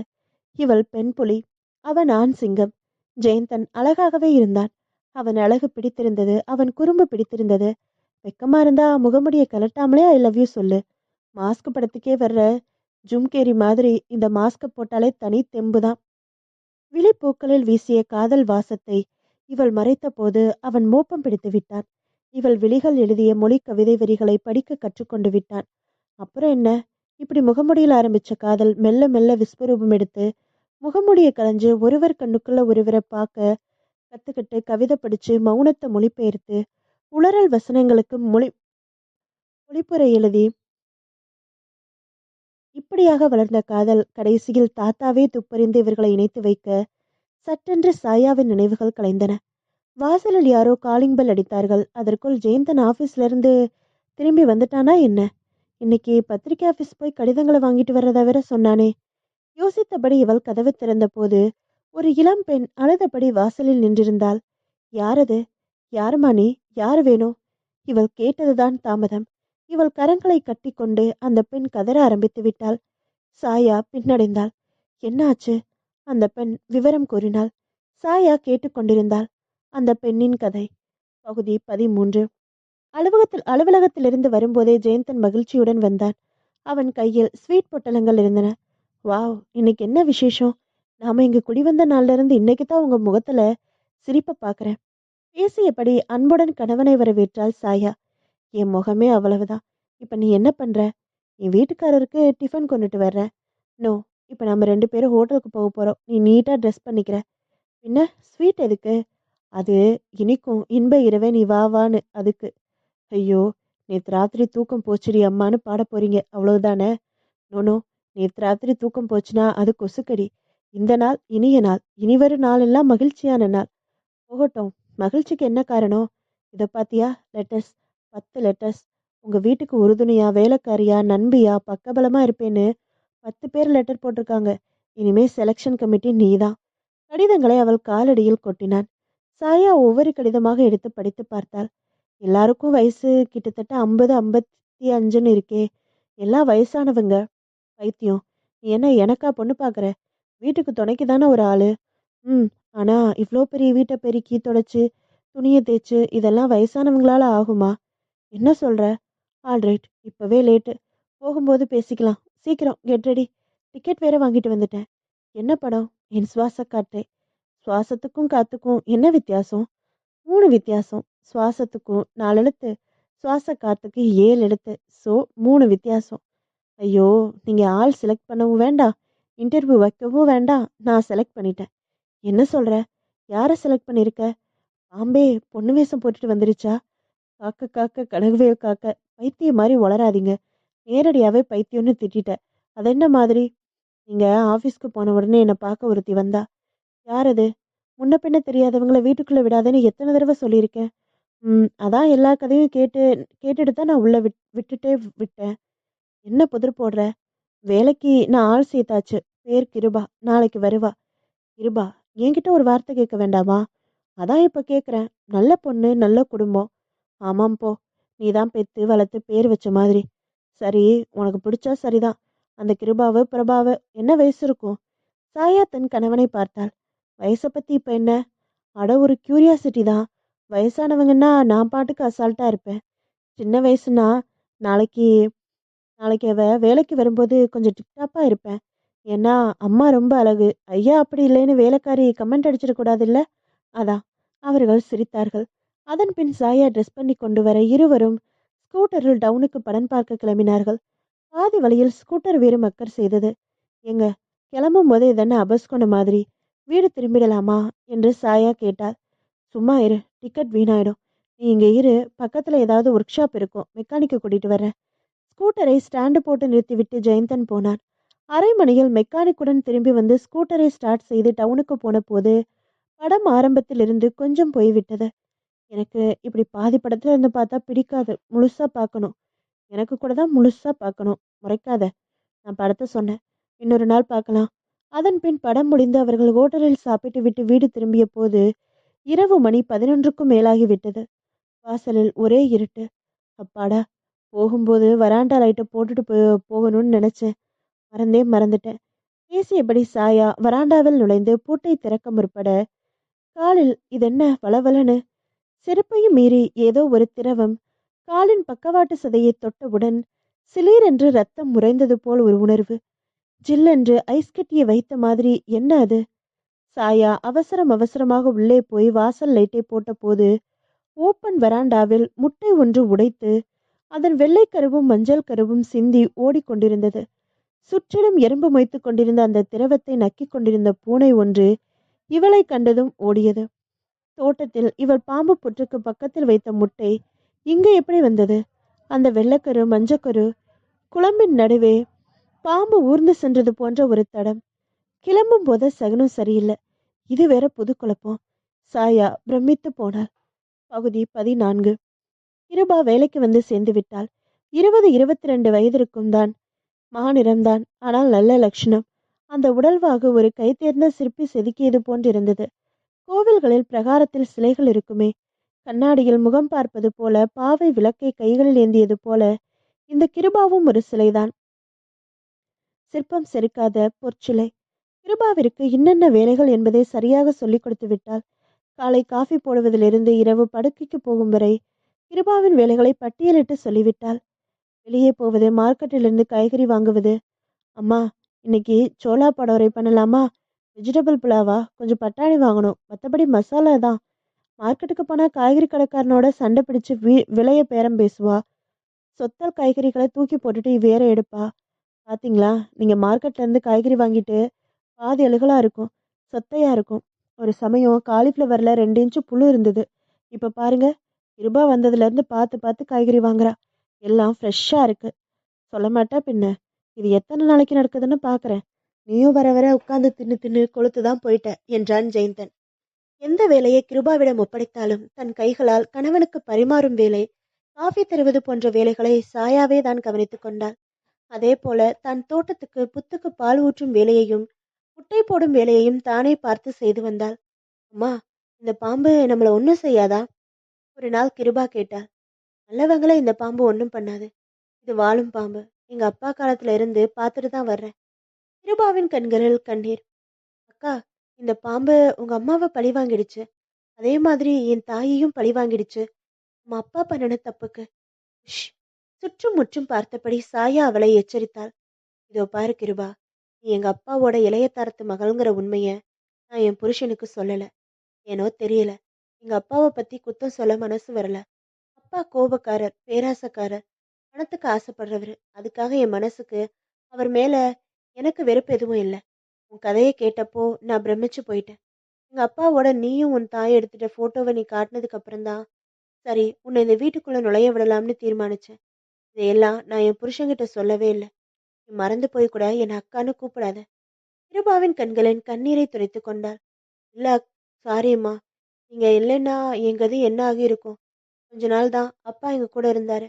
அப்புறம் கோர்ட்டு கேஸ்ன்னு அலைஞ்சப்புறம் இருந்த பணமெல்லாம் செலவானப்புறம் ஒரு நாள் சொல்லாம கொள்ளாம எங்கேயோ ஓடிட்டாரு.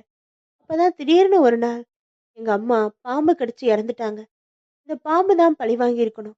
அப்போ மேல காட்ட வேண்டிய அப்போ அப்பா மேல காட்ட வேண்டிய கோபத்தை இந்த பாம்பு மேல நம்ம அம்மாக்கள் மேல காட்டிடுச்சு. அப்புறம்தான் கோர்ட்டு மூலமா அவங்க விலாசத்தை தேடி கண்டுபிடிச்சு நான் வர்றதுக்கு இருந்தது. ஆட்களும் ஆள் தேவைன்னு விளம்பரத்தை பார்த்தேன். கொடுக்கறதுக்கு சரியா இருந்தது. சரி, ஸ்கூட்டர் சத்தம் கேக்குது. ஜெயந்தன் வந்துட்டாருன்னு நினைக்கிறேன். பேசியபடி அவர்கள் ஹாலுக்கு வந்த போது வாசலில் ஒரு ஹைனட்டிக் ஹோண்டா நின்றிருந்தது. அதிலிருந்து சாயாவின் கல்லூரி தோழல் முத்ரா இறங்கினாள். வண்டியை ஸ்டார்ட் போட்டு நிறுத்தினாள். ஹாய் ஷாயு என்று கத்தியபடி தன் சிநேகிதியை அணைத்துக் கொண்டாள். இருபா, சீக்கிரம் 2 கப் சாயா என்றாள் சாயா. அது சரி, எப்போ நீ துபாயில இருந்து வந்த? சாயா கேட்டாள். நான் வந்து 1 மாசம் ஆச்சு. அன்னைக்கு துபாயில இருந்து உனக்கு ஃபோன் பண்ணினேனே, ஞாபகம் இருக்கா? எஸ், இருக்கு. அன்னைக்கு தான் எங்க வீட்டுக்காரரு பத்திரிக்கை ஆஃபீஸ்க்கு போய் சில லெட்டர்ஸ் வாங்கிட்டு வரேன்னு கிளம்பினாரு. அப்பதான் உன்னோட ஃபோன் வந்தது. கிளம்பி வந்தேன். ம். எப்படி இருக்கு உன் மேரிட் லைஃப்? எப்படியோ காதலிச்சவனே கல்யாணம் கட்டிக்கிட்டேன். கங்க்ராட்ஸ். கல்யாணத்துக்கு என்னால வர முடியல. நான் என் வீட்டுக்காரரோட துபாயில இருந்தேன். அதான் ஃபோன் பண்ணி என்ன பிடிக்கும்னு கேட்டேன்.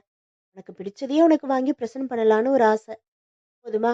உன் வீட்டை தேடி கண்டுபிடிக்கிறதுக்குள்ள போதும் போதும்னு ஆயிடுச்சு. கிட்டா, நீ என்ன கொடுத்தாலும் வாங்கிக்கிறேன். இது என்ன கேள்வி? இந்தா, ஒரு பெரிய கிஃப்ட் பார்சலை தந்தாள் முத்ரா. இது என்ன? சஸ்பென்ஸ். அப்புறம் பிரிச்சு பாரு. இப்ப நம்ம பேசலாம். உன் வீட்டுக்காரரு உன் மேல பிரியமா இருக்காரா? கொல்ல பிரியம். கொள்ளை பிரியமா? இப்போ கொள்ளை பிரியம்.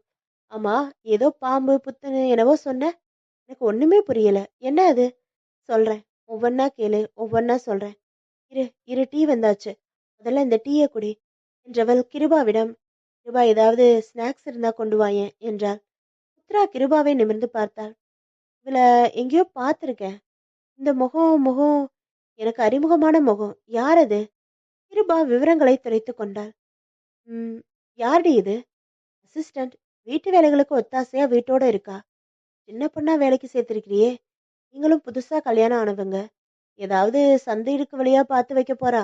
B careful. சிநேகிதிகள் சிரித்தனர். இதோ பாரு, நீ ஊர்ல இன்னும் எத்தனை நாளைக்கு இருப்ப முத்ரா? அண்ணன் வீடு தானே. ரொம்ப நாள் தங்கினா அண்ணி துரத்தி விட்டுருவாங்க. மேக்சிமம் 1 வாரம் இல்லை 10 நாள்.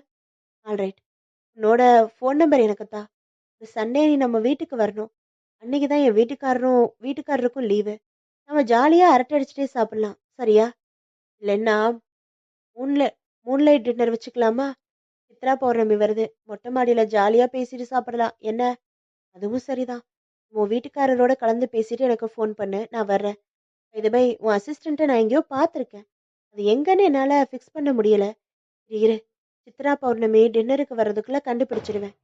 சிநேகிதிகள் சிரித்தார்கள், ரசித்தார்கள். சாயா பாம்பு கதைகள் எல்லாம் சொல்லி சிநேகிதியை பயமுறுத்தினாள். சாயாவின் திருமண வீடியோ கேசட்டை போட்டு பார்த்தாள். வழக்கு ஜெயித்து வாழ்க்கையிலும் ஜெயித்த சாயாவுக்கு முத்ரா வாழ்த்து தெரிவித்தாள்.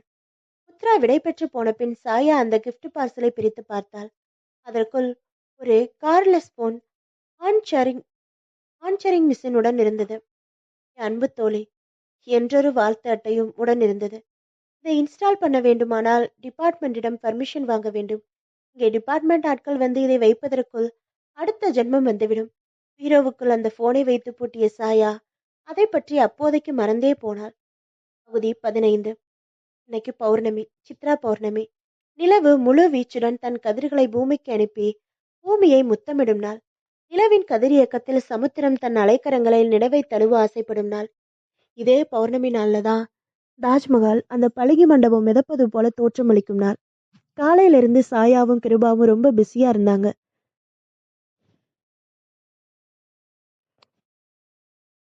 காலையிலிருந்து சாயாவும் கிருபாவும் ரொம்ப பிஸியாக இருந்தார்கள். ஏய், என்ன இது இன்னைக்கு இத்தனை தடபுடல்? முத்ரா, யாருமா அது? இப்படி உன்னை குத்ரா? நானும் பார்த்துட்டே இருக்கேன் காலையில இருந்து. சமையல் அறையை விட்டு நீ வெளியில வரலையே.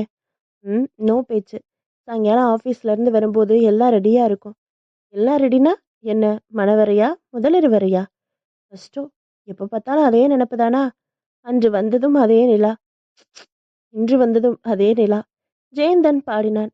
ச்சே, சகிக்கல. அன்னைக்கு வந்தது வேற நிலா, இது வேற நிலா. இது மஞ்சள் நிலாவா கருப்பு நிலாவா? சாயாவின் கழுத்தை கட்டிக்கொண்டு ஜெயந்தன் கேட்டான். இது கழுத்தறுப்பு நிலா. ஆளை விடுங்க. அன்று மாலை ஜெயந்தன் அலுவலகத்திலிருந்து திரும்பிய போது வீடெல்லாம் புத்தம் புதிதாக காட்சியளித்தது. சோஃபாவை மாற்றி போட்டிருந்தால் ஃப்ளவர் வாஸில் புத்தம் புதிய பூக்கள், கட்டன்களை மாட்டி இருந்தால் சோஃபா செட் புது கவருடன் பளிச்சென்று இருந்தது. வாசனை மூக்க தொலைக்குதே, என்ன ஆயிட்டோம்? கேட்டபடி ஜெயந்தன் வாஷ் பேஷனில் முகம் கழுவி கொண்டான். துண்டால் முகத்தை துரைத்தபடி அவன் வந்தபோது சமையல் அறையிலிருந்து சாயா வெளிப்பட்டாள். இப்போ எல்லாத்தையும் கொஞ்சம் கொஞ்சம் டேஸ்ட் பாருங்க. அப்புறம் டின்னர்ல தான் வெட்டணும். வெட்டுறதா? நான்வெஜ் பண்ணியிருக்கியா? ஐயோ, ஆசையை பாரு. சுத்த சைவமா? இது தக்காளி சூப், இது கேசரி பாத், இது பிசிபிளாபாத், இது தயிர் வடை, இது புலாவ், இது காலிஃப்ளவர் ஃப்ரை, இது பஹாலாபாத். பேஸ் பேஸ் ரொம்ப நன்னா இருக்கு என்றான் ஜெயந்தன். இதைத்தான் எதிர்பார்த்தேன். அவர்கள் சிரித்தார்கள். டைனிங் டேபிள் டெக்கரேஷன்களுடன் அத்தனை பதார்த்தங்களையும் அழகுற அலங்கரித்து வைத்தாள் சாயா. சாலட் என்ன, பச்சடி என்ன என்று தினுசு தினுசான வகைகள். ஃப்ரிட்ஜுக்குள் ஃப்ரூட் சாலட், ஐஸ்கிரீம் முழுக காத்திருந்தது. சாயா வாசலுக்குள் உள்ளுக்குமாக அலைந்து கொண்டிருந்தாள். ஏன் இன்னும் முத்ரா வரல? 7 மணிக்கெல்லாம் வந்துடுறேன்னு சொன்னாலே. ஃபோன் 2 முறை வந்தது, கட்டானது. சாயாவை கடைசியில் பொறுமை இழந்து முத்ரா ஃபோன் நம்பருக்கு ஃபோன் செய்து பார்த்தாள். ஃபோன் அடித்துக்கொண்டே இருந்தது. No response. என்னாச்சு? வீட்டில் முத்ரா இல்லைன்னா கூட அவ அண்ணா அண்ணி இருப்பாங்களே. அத்தனை பேரும் எங்க காணாம போனாங்க? நேரமாகி கொண்டிருந்தது.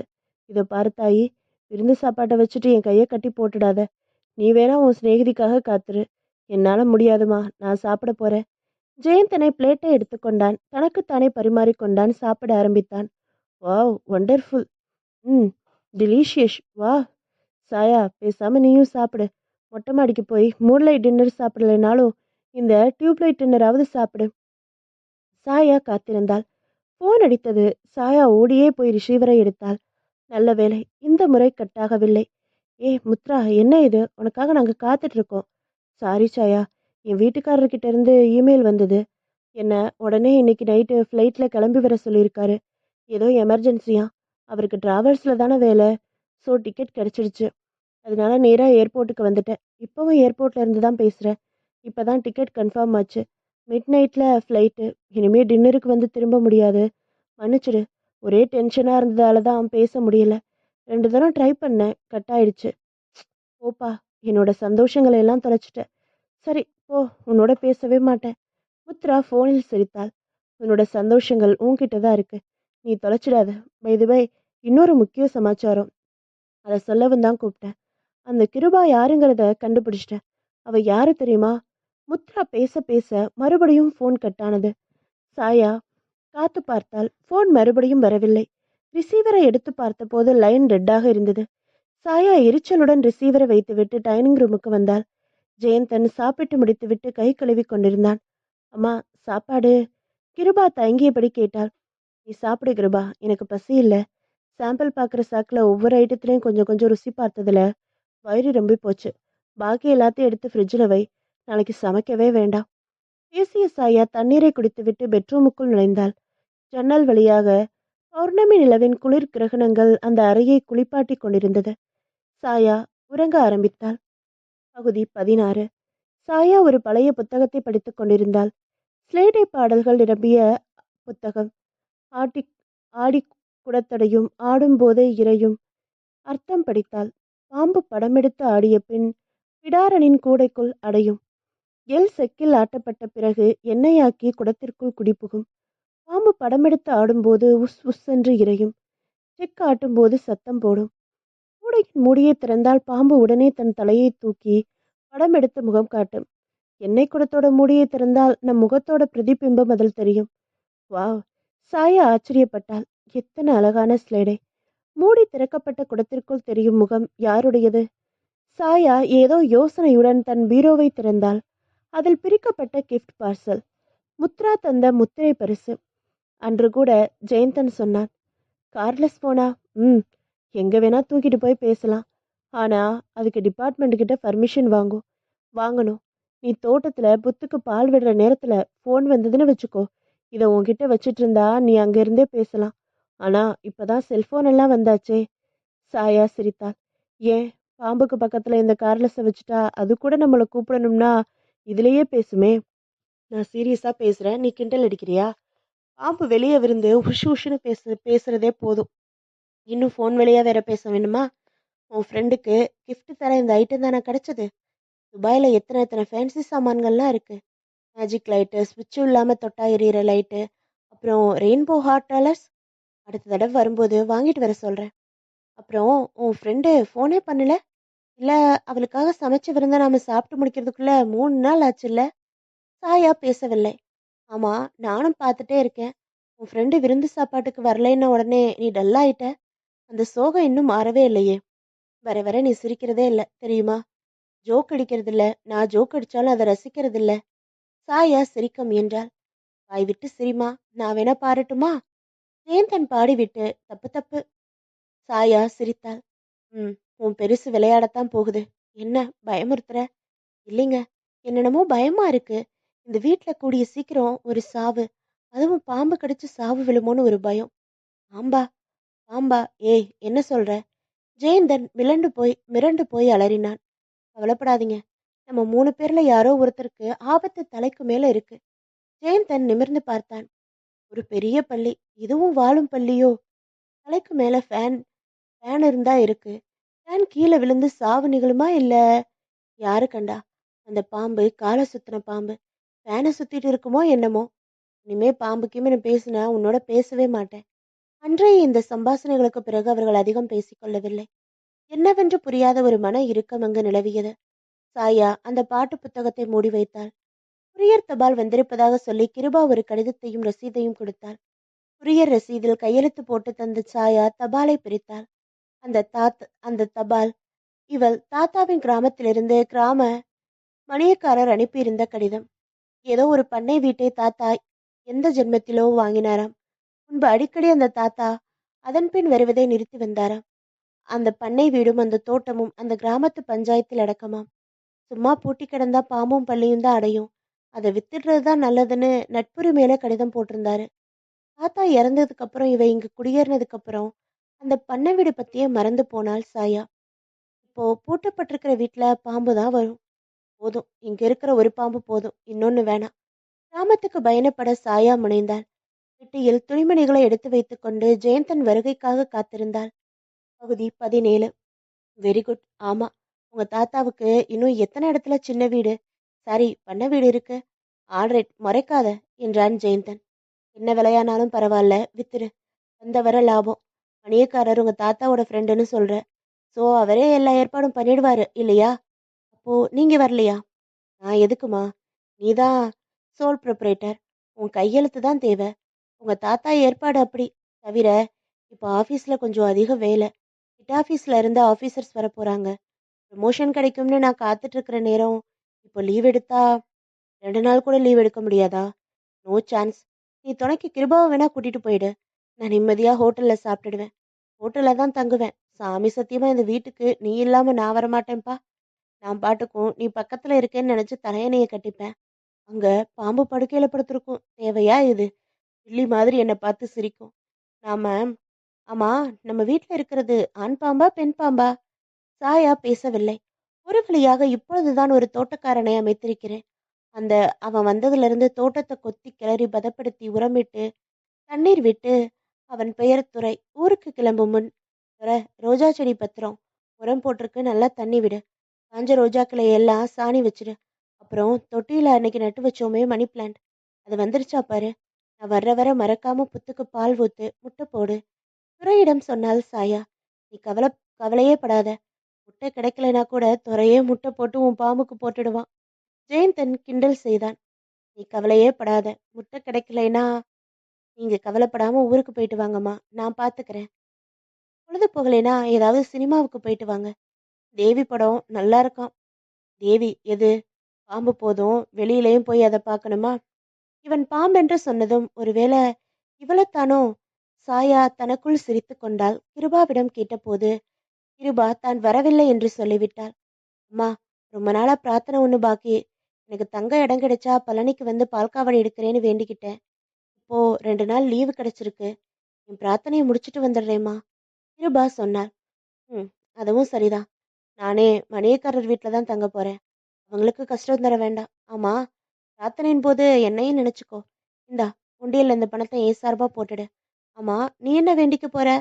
சாயா கேட்டாள். என் பிரார்த்தனையை முடிச்சிட்டு எங்க அக்கா வயித்துல ஒரு குட்டி முருகன் பிறக்கணும்னு வேண்டிக்க போறேன், கிருபா சொன்னாள். நல்ல வேளை, குட்டி பிசாசு பிறக்கணும்னு வேண்டிக்காம இருந்தா சரி. அந்த முருகன் காலடியில தான் மயிலும் பாம்பும் ஒண்ணா இருக்கு.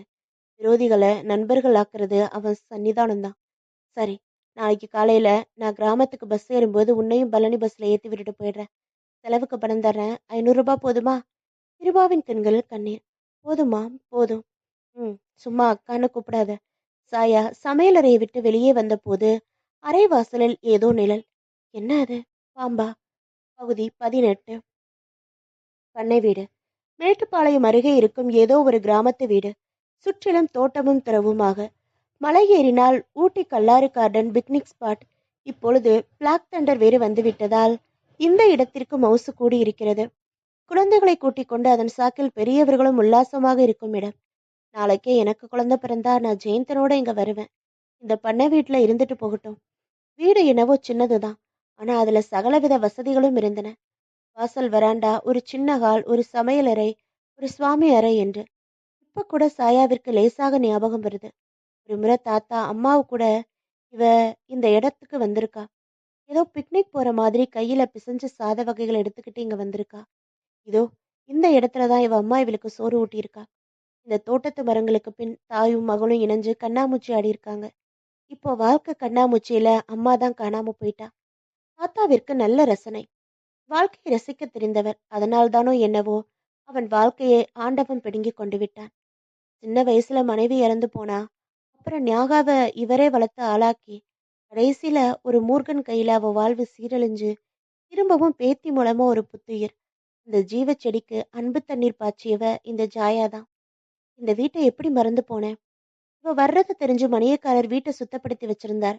ஆட்காளர்களுக்கும் ஆட்களுக்கும் சொல்லியிருந்தார். வாங்க மணி, இப்போ இந்த ஏரியாவில எல்லாம் நல்ல விலைக்கு போகுதுங்களோ? வீட்டை விட்டு ஏன் பூட்டணும்? தாத்தாவும் நானும் பாலிய சிநேகிதர்கள். பள்ளியிலேயே இருந்து 5வது வரை ஒண்ணா படிச்சவங்க. என்னோட கட்டாயத்துக்காக தான் இந்த வீட்டையே வாங்கி போட்டிருந்தாரு அவரு. பிறவு எல்லாமே பாதை மாறி போச்சு தாயி. வீட்டு சாவியை கூட என்கிட்ட தான் கொடுத்து வச்சிருந்தாரு. உந்தி தாத்தா ஐயனோட பொண்ணு. அதான் உன்ற அம்மா எல்லாம் வருவீக. அப்ப நீ சின்ன பிள்ளையா? அப்புறம் தாத்தா வர்றதே இல்ல. கோர்ட்டு கேஸு சமாச்சாரம் எல்லாம் கேள்விப்பட்டேன் தாயி. உன்ற அப்பனுக்கு இந்த வீடு இருக்கிறது தெரியாதுன்னு நினைக்கிறேன். இல்லைன்னா அதுலயும் பங்கு கேட்டிருப்பாரு. போகட்டும் தாயி. உன்ற கல்யாணத்துக்கு என்னால வர முடியல. அம்மனி, புருஷனையும் கூட்டிட்டு வந்திருக்கலாம்ல. நான் பார்த்திருப்பேன்ல. மணியக்காரர் பேசிக்கொண்டே போனார். அன்று முழுவதும் இவளுள் போராட்டங்கள். இந்த பண்ண வீட்டை விற்கிறதா இல்ல வச்சுக்கிறதா என்று. வேண்டாம், வீட்டை வித்துடலாம். அதுதான் தாத்தாவோட புராதன வீடு ஒண்ணு இருக்கே. இப்போ எங்க பார்த்தாலும் முகமூடி கொள்ள அது இதுன்னுங்கிறாங்க. இவளும் ஜெயந்தனும் மட்டும்தான். பின்னாடி தேவைப்பட்டா எங்கேயாவது ஒரு நல்ல ரிசார்ட் ஒண்ண வாங்கிக்கலாம். இதை வித்துடுறது. பணத்தை என்ன செய்யறது? சாயா யோசித்தாள். எப்படியோ விற்கிறதுன்னு முடிவு சொன்னதுக்கு அப்புறம் இத வித்துடுறது தான் நல்லது. சாயா மும்முரமாக ஒழிக்கும் வேலையில் ஈடுபட்டாள். சாயா வீட்டை ஒழித்துக் கொண்டிருந்தாள். இவள்தான் சமீப காலமாக ஜோஷியம் கற்றுக்கொண்டிருக்கிறாளே. இப்பொழுது இவள் ராசிக்கு என்ன பலன்? பழைய குப்பையை ஒழிப்பது என்பதா? தாத்தா என்ன என்னவோ சேர்த்து வைத்திருந்தார். ஒரு பழைய பீரோ நிறைய பழைய பிளேடுகள், வேஸ்டுகளில் இருந்து கிழிக்கப்பட்ட ஜரிகை பந்துகள், பல் துலக்கிய பழைய பழைய பிரஷ்கள், பழைய தீபாவளி மலர் புத்தகங்கள், தாத்தாவின் ரசனை. ஒரு பெட்டி நிறைய பிரேம் போடப்பட்ட பழைய புகைப்படங்கள். சாயா மவுண்டில் இருந்து அந்த புகைப்படங்களை பிரித்தெடுத்தாள். ஆல்பத்தில் அவைகளை ஒட்டினாள். பெட்டியை விலைக்கு போட்டு விடலாம். பழைய நினைவுகளை போட முடியாதே. ஆல்பம் முழுவதும் இவள் தாத்தாவின் மலரும் நினைவுகள்தான். புகைப்படத்தில் இவள் பாட்டி கல் அட்டிகையும் காசு மாலையும் கல் வளையலும் இரும்பு ஒட்டியானமுமாக எத்தனை அழகாக இருக்கிறாள். இதோ இது இவ அம்மா. சின்ன குழந்தையா தவழ்ந்தபடி, நீந்தியபடி, நின்றபடி, சிரித்தபடி. நினைவுகளும் படிப்படியாக ஏறின. இதோ இவளும் இவளோட அம்மாவும் அப்பாவும் எடுத்துக்கிட்ட பழைய படம். இவ குழந்தையா இருந்தப்போ இவளை தூக்கிக்கிட்டு அப்பா நிக்க, பக்கத்துல அம்மா, இடுப்புல இவ. இது போல பல புகைப்படங்கள். இவ குழந்தையா இருந்த இடத்துல கிருபா. உண்மையபடி அந்த பெட்டியை எடுத்தால் அதில் பழைய கடிதங்கள். அநேக நமஸ்காரங்கள் என்று மொட்டையாக ஆரம்பித்து எழுதப்பட்ட கடிதங்கள். திவ்ய பாதார விருந்திற்கு 1000 கோடி நமஸ்காரம் என்று முடிக்கப்பட்ட கடிதங்கள். ஓ, பாட்டி அந்த காலத்துல 3வது படிச்சிருக்கதா தாத்தா அடிக்கடி சொல்லுவாரு. பாட்டியோட காதல் கடிதங்களா? சின்ன குழந்தை எழுதுனது போல கிறுக்கலா இருந்தது. பழைய சினிமா பாடல்களை பார்த்தால் நீண்ட நீள வசனங்கள் இருக்குமே, அது போன்ற தமிழ். இன்னொரு பெட்டி நிறைய ஃபைல்கள், கோர்ட்டு சமாச்சாரங்கள். இப்பவும் என் கட்சிக்காரர் திரு மாணிக்கம் என்று ஆரம்பிக்கப்பட்ட வக்கீல் வரிகள். வாய்தாக்களின் தேதிகள், அப்பாவின் விலாசம். அந்த விலாசத்திற்கு இவ திருமண பத்திரிகையை தாத்தா அனுப்பின விவரம். எல்லாமே. இதென்ன ஒரு பெரிய கவர். ஏன் இந்த ஃபைல்ல தாத்தா இதை வச்சிருக்காரு? கோர்ட்டு சம்பந்தமான கவரா? சாயா பிரித்தாள். இவள் தாய் நாகலட்சுமி எழுதிய கடிதம். அம்மா எழுத எத்தனையோ கடிதங்கள் கடித குப்பைகளுடன் கிடக்க, இது மட்டும் ஏன் கோர்ட்டு ஃபைல்ல இருக்கு? சாயா அந்த கடிதத்தை எடுத்தாள். பக்கங்கள் ஒன்றோடு ஒன்று ஒட்டி கொண்டிருந்தன. எழுத்துக்கள் மங்கி கிடந்தன. அடிக்கப்பட்ட இடங்களில் கடிதம் நான் கிளிய தயார் என்று பயமுறுத்தியது. சாயா மெல்ல அந்த கடிதத்தை பிரித்தாள். படிக்க ஆரம்பித்தாள். படித்துக்கொண்டே இருந்தாள். பகுதி 19. கிராமத்து மணியக்காரர் கையெடுத்து கும்பிட்டார். ரொம்ப சந்தோஷம் மணி. ரொம்ப வருஷத்துக்கு அப்புறம் உன்னைய பார்த்தது. உன்ற தாத்தாவை பார்த்த மாதிரி இருக்க மணி. நீ நல்லா இருக்கணும். உன்ற புருஷனையும் கூட்டிட்டு வந்திருக்கலாம். 4 நாள் ஐயன் நிம்மதியா இருந்திருக்கும். இவ்விடத்துல ஒரு அருவி இருக்குது. அதுல குளிக்கலாம். அவ்விடத்துல ஒரு சிவன் கோவில் ஒண்ணு இருக்கு. குற்றால மாதிரின்னு வச்சுக்கோயேன். ஐயனையும் கூட்டிட்டு வந்திருந்தா எல்லா இடங்களுக்கும் போயிட்டு போட்டோ பிடிச்சிட்டு வந்திருக்கலாம் இல்ல? சாயா தனக்குள் சிரித்து கொண்டாள். உங்க உதவிக்கு ரொம்ப நன்றி. பூட்டி கிடந்த பழைய வீட்டுக்கு 40,000 ரூபாய் வாங்கி கொடுத்தீங்க. உங்களுக்கு அன்பளிப்பா நான் பணம் தந்தாலும் வேண்டாம்னு சொல்லிட்டீங்க. அம்மணி, நான் வியாபாரி இல்ல. கமிஷன் வாங்கவா உன்னை இங்க கூப்பிட்டேன். ஏதோ 4 நாள் நம்ம வீட்ல நீ தங்குனதே பெரிய விஷயம். அந்த கிராமமே சாயாவை வழியனுப்பி பஸ் ஸ்டாண்ட் வரை வந்திருந்தது. ஒரு பெரிய ட்ரங்க் பெட்டி ஒன்றுதான் சாயாவின் தற்போதைய உடைமை. அவள்தான் வரும்போது கொண்டு வந்த மாற்றுடை வைத்து எடுத்து வந்த ஒரு ஹோல்டர் பேக்குடன் சாயா பஸ்ஸில் ஏறினாள். நடுவழியில் இறங்கி சேலம் போகும் பஸ்ஸில் மீண்டும் ஏறிக்கொண்டாள். அவள் பயணம் தொடர்ந்தது. பகுதி 20. இந்த வீடுதான். செவ்வாய்ப்பேட்டை, சேலம். அந்த பெரிய பெட்டியை பேக் ரூமில் போட்டுட்டு ஹோல்டர் பேக்குடன் சாயா ஆட்டோ ஏறி இங்கு வந்திருந்தாள். ஒருவேளை விலாசம் மாறி இருக்குமோ, இடம் பெயர்ந்திருக்குமோ? ஆனா விலாசம் இதுதான். கதவை தட்டினாள். ஒரு மத்திய வயது பெண் கதவை திறந்தாள். மாணிக்கங்கிறது இந்த வீடுதான். அவர் இருக்காரா? உள்ள இருக்காரு. அந்த பெண் வழிகாட்ட சாயா பின்னே நடந்தாள். இவள்தான் ஒருவேளை மாணிக்கத்தோட 2வது மனைவியோ, அதாவது கிருபாவோட தாயோ? ச்சே, அவதான் இறந்து போயிட்டாளே. இல்ல புகைப்படத்துல வேறு ஜாட தெரியுதே. உள்ளே நுழைந்த சாயாவிற்கு அதிர்ச்சி காத்திருந்தது. மாணிக்கம் என்கிற இவள் அப்பா எலும்பும் தோளுமாக படுத்த படுக்கையாக பக்கவாத நோயால் பீடிக்கப்பட்ட கொடுமையுடன் கட்டிலுக்கடியில் பெட்பேன் வைக்கப்பட்டிருக்க பக்கத்து டீப்பாயில் விதவிதமான மருந்துகளுடன். இவளுக்கு இன்னமும் நன்றாக நினைவிருக்கிறது. இவள் சின்ன குழந்தையாக இருந்தபோது இவள் தாயை மாணிக்கம் குடித்து வந்து அடித்திருக்கிறான். எட்டி உதைத்த கால்களை எடுத்து வைக்க இன்னொருவரின் உதவி தேவைப்படுகிறது இப்பொழுது. யாரு? யாரு? பாதி குளறலும் பாதி வார்த்தையுமாக அப்பா கேட்டார். உங்களை பார்க்க யாரோ ஒரு பொண்ணு வந்திருக்கா. அந்த பெண் உள்ளே போனாள். யாரும்மா? சாயா கண்ணீரை துடைத்துக் கொண்டாள். யாரோ இல்ல, நான் உங்க மக சாயா. அப்பா. சாயா அழுதாள். திடுக்கிட்டான் மாணிக்கம். சாயாவா? நீ நீ எப்படிம்மா? ஏன்பா, உங்களுக்கும் தாத்தாவுக்கும் சொத்து சண்டை இருக்கலாம். ஆனா அதுக்காக பத்திரிக்கை அனுப்பி ஏன் என் கல்யாணத்துக்கு வரல? சொத்தை நினைச்சிட்டு சொந்தத்தை மறந்துட்டீங்களா?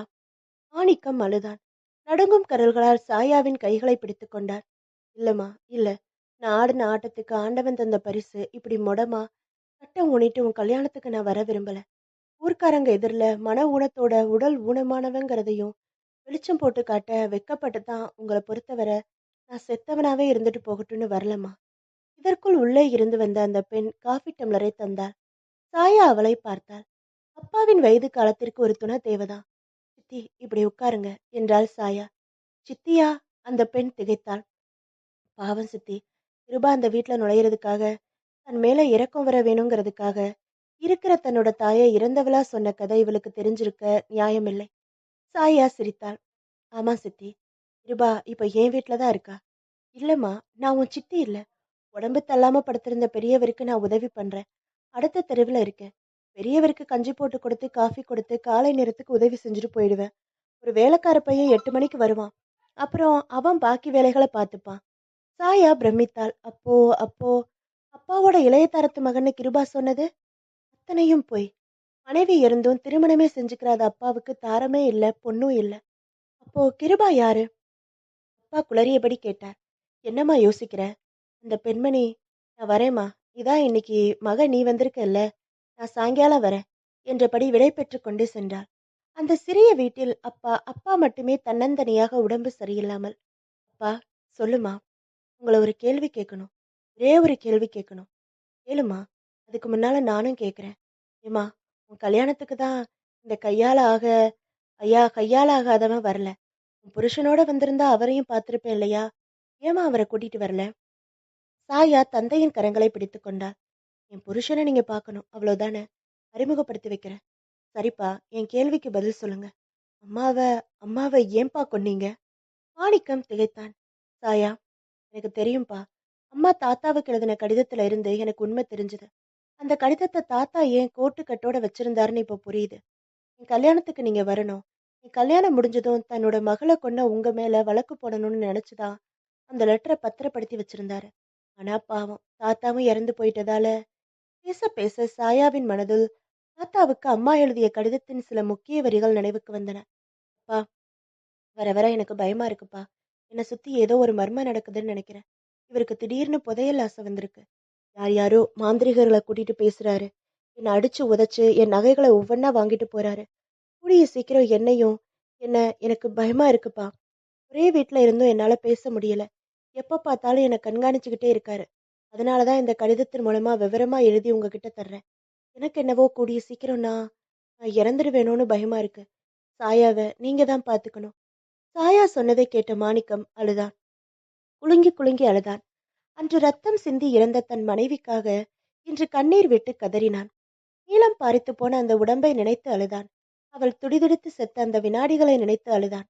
ஆமாமா, உன் அம்மாவை நான் தான் கொலை செஞ்சேன். அந்த பழைய பாம்பு மேல போட்டேன். ஆனா அதுக்கு பலன் எனக்கு கிடைச்சிருச்சு. தெய்வம் நின்னு கொல்லும்பாங்க. தெய்வம் நின்னு என்னை உட்காத்தி வச்சே கொன்னுட்டது. பாருமா, கை கால அசைக்க முடியல. நானும் ஒரு செத்த பொணந்தாமா. இது சித்திரவதை. இதை விட செத்துறலாம். மரணம் இனிமை. மாணிக்கத்தின் கதறலுடன் வந்த கண்ணீரை சாயா மெல்ல துடைத்தாள். இந்த கண்ணீர் இவர் பாவங்களை கழுவிவிட்ட கண்ணீர். இந்த கண்ணீர் இவரோட மனசுக்குள்ள மிகச்சிறிய மனித நேயத்தோட வெளிப்படுத்துற கண்ணீர். இவர் இனி விஷப்பல் பிடுங்கப்பட்ட நாகம், அதுவும் செத்த பாம்பு. பகுதி 21. ஜெயந்தன் அந்த ஹோட்டலின் ஏசி ரூம் ஒன்றில் நிம்மதியாக படுத்திருந்தான். பெரிய ஹோட்டல் அறை விஸ்தீரமானது. இந்த ஹோட்டலுக்குள்ள நுழைஞ்சா நாமளே மகாராஜாக்கள் ஆன மாதிரி ஒரு உணர்வு. அந்த கால அரசர்களின் பாதுகாவலர்கள் உடையில் பேரர்கள். காரின் கதவை பவ்யமாக திறந்துவிட ஒரு சிப்பாய். வருபவர்களை ரிசப்ஷன் வரை கூட்டிக் கொண்டு போய்விட இன்னொரு சிப்பாய். இந்தியா ஏழை நாடென்று யார் சொன்னார்கள்? இன்னமும் அரசர்கள் பவனி வருகிறார்கள். அரச உடைகளில் வலம் வருகிறார்கள். கூட்டங்களுக்கு போகும் நாற்காலிகளில் சிம்மாசனங்களுக்காக இருக்கின்றனர். I love my India. குடிர கொஞ்சம் மாதும் குடித்திர கொஞ்சம் மதுவும் உழைக்காது சேர்த்த பணமும் சேறு படிந்த வீரமும். ஜெயந்தனுக்கு சிரிப்பு வந்தது. எங்கோ படித்த கவிதை வரிகள் திடீரென்று நினைவுக்கு வந்தன. இவன் சாயாவை காதலித்த போது நிறைய கவிதை புத்தகங்களை படித்திருக்கிறான். சில காணாமல் போய்விட்டன, சில கருத்தில் உறைந்து விட்டன. ஜெயந்தனுக்கு சிரிப்பு வந்தது. ஆமா, இவ என்ன இன்னுமா குளிச்சுக்கிட்டு இருக்கா? அத்தனை அழுக்கா?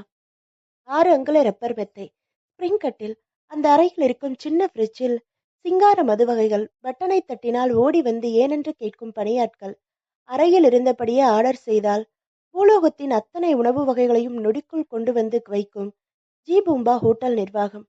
வாவ், வாழ்க்கை வாழ்வதற்கே. ஆனா ஒண்ணு மட்டும்தான் தேவை, பாக்கி எல்லாம் தானே வந்துடும். போர்ட்டபிள் டிவியை ஆன் செய்தான். மெலிதான சத்தங்களுடன் காட்சிகள். அறையின் மூலையில் இருந்த ட்ரெஸ்ஸிங் டேபிளில் முகம் பார்த்தான் ஜெயந்தன். கன்னத்துல இது என்ன கரை? சிச்சி, கரை இல்ல, லிப்ஸ்டிக் தடம். உன்னோட உதடுகள் படிஞ்ச தடையும், அழிச்சாலும் அழியாத தடம். அந்த தடத்தை அழிக்க மனமில்லாமல் அதை தடவியபடி கனவு கண்டான் ஜெயந்தன்.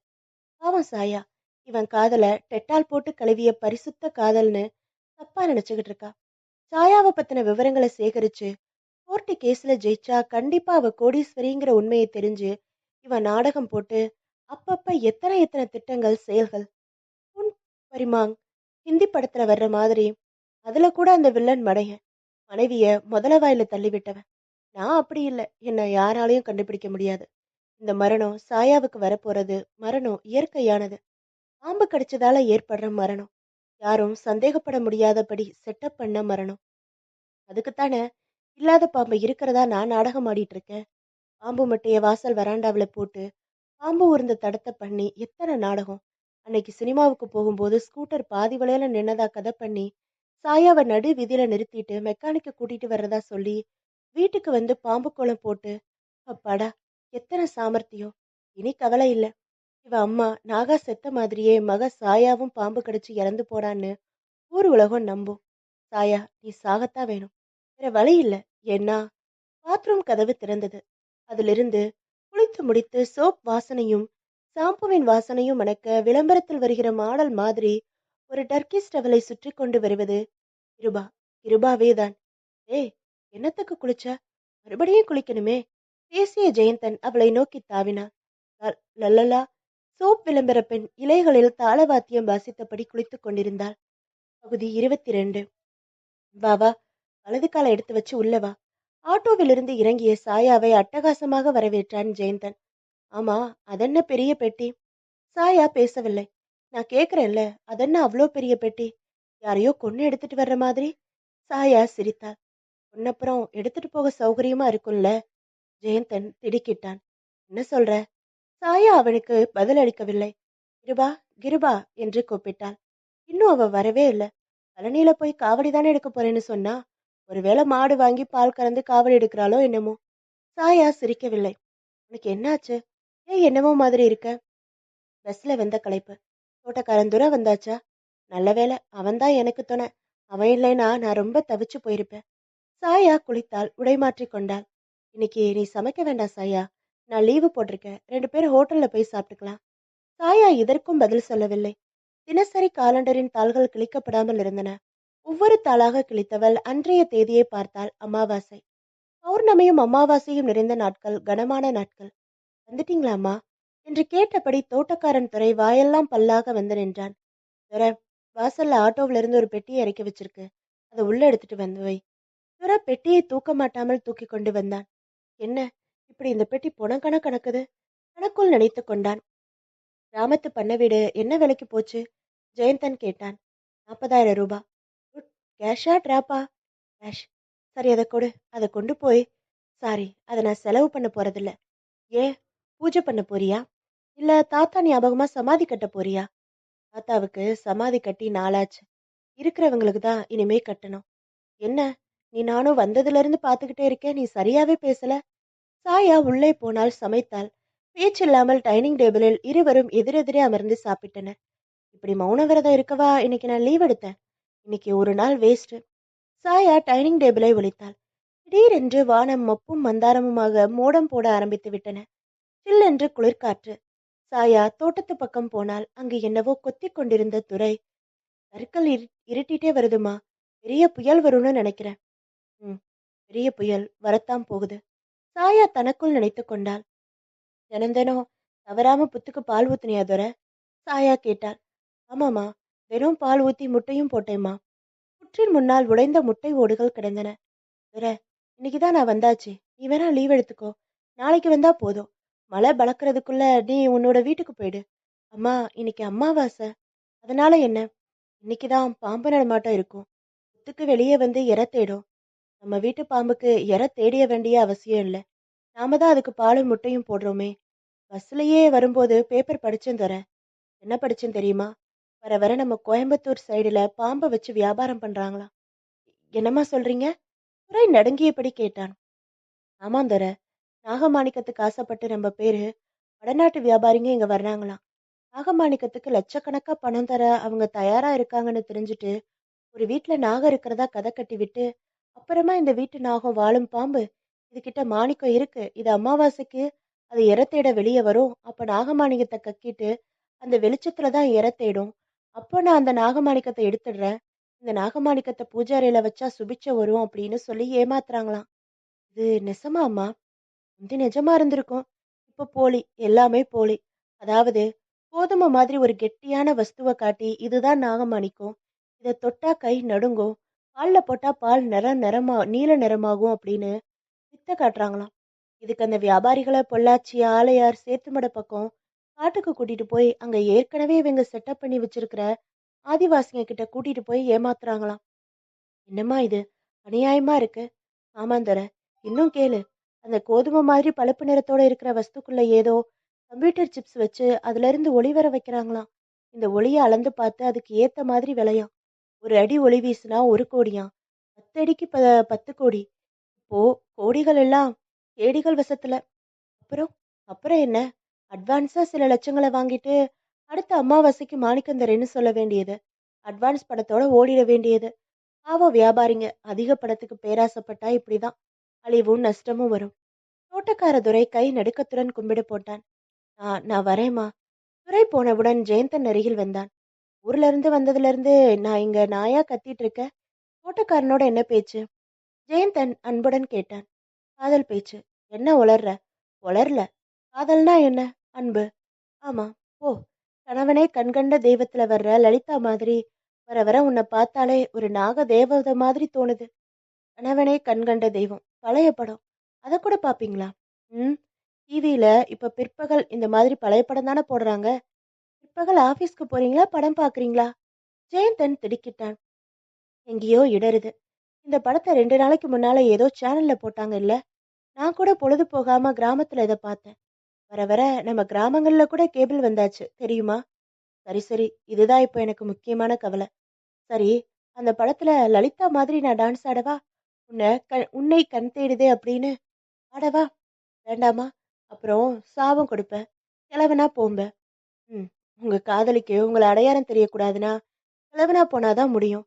என் காதலி, மனைவி எல்லாமே நீதானே. உனக்கே அடையாளம் தெரியாம போனா? இப்பதானே எனக்கு அடையாளம் தெரிஞ்சது. கணையாளி பாத்தியா? இல்ல. கடையாளி கொடுக்க ஒரு அனுமன் வரல. என்னை எந்த ராவணனும் கடத்தல. ஏன்னா நான் மணந்தது ராமன் இல்ல. போச்சுடா. ஏதாவது பட்டிமன்றத்துல பேசிட்டு வர்றியா? வாழ்க்கையே பட்டிமன்றம் தான். சரி, அடையாளம் கண்டுபிடிச்சிட்டேன்னு சொன்னேன்ல. எதை பார்த்து தெரியுமா? எதை பார்த்து? ஒரு கடிதத்தை பார்த்து. எ- என்ன கடிதம்? சொல்றேன். ஏன் வெளியில நின்னு பேசணும்? வீட்டுக்குள்ள வாங்க. சாயா வீட்டில் நுழைய அவளை தொடர்ந்து ஜெயந்தனும் கூட நுழைந்தான். மழை பழக்க ஆரம்பித்து விட்டது. காற்று பேரிரிச்சலுடன் வீச ஆரம்பித்தது. ஜன்னல் கதவுகள் படீர் படீர் என்று அடித்துக் கொண்டன. ஜெயந்தன் தன் அறையிலிருந்து வெளியே வந்தான். சாயா தன் அறைக்குள் என்னமோ செய்து கொண்டிருந்தாள். எதை கொடையிறா? ஏதோ டேப்ரிகார்டரை வைத்து என்னவோ செய்து கொண்டிருந்தாள். சாயா பேசியபடி அவள் கழுத்தை கட்டி கொண்டான் ஜெயந்தன். சட்டென்று அவன் கைகளை விளக்கினாள் சாயா. இப்ப பேசுங்க.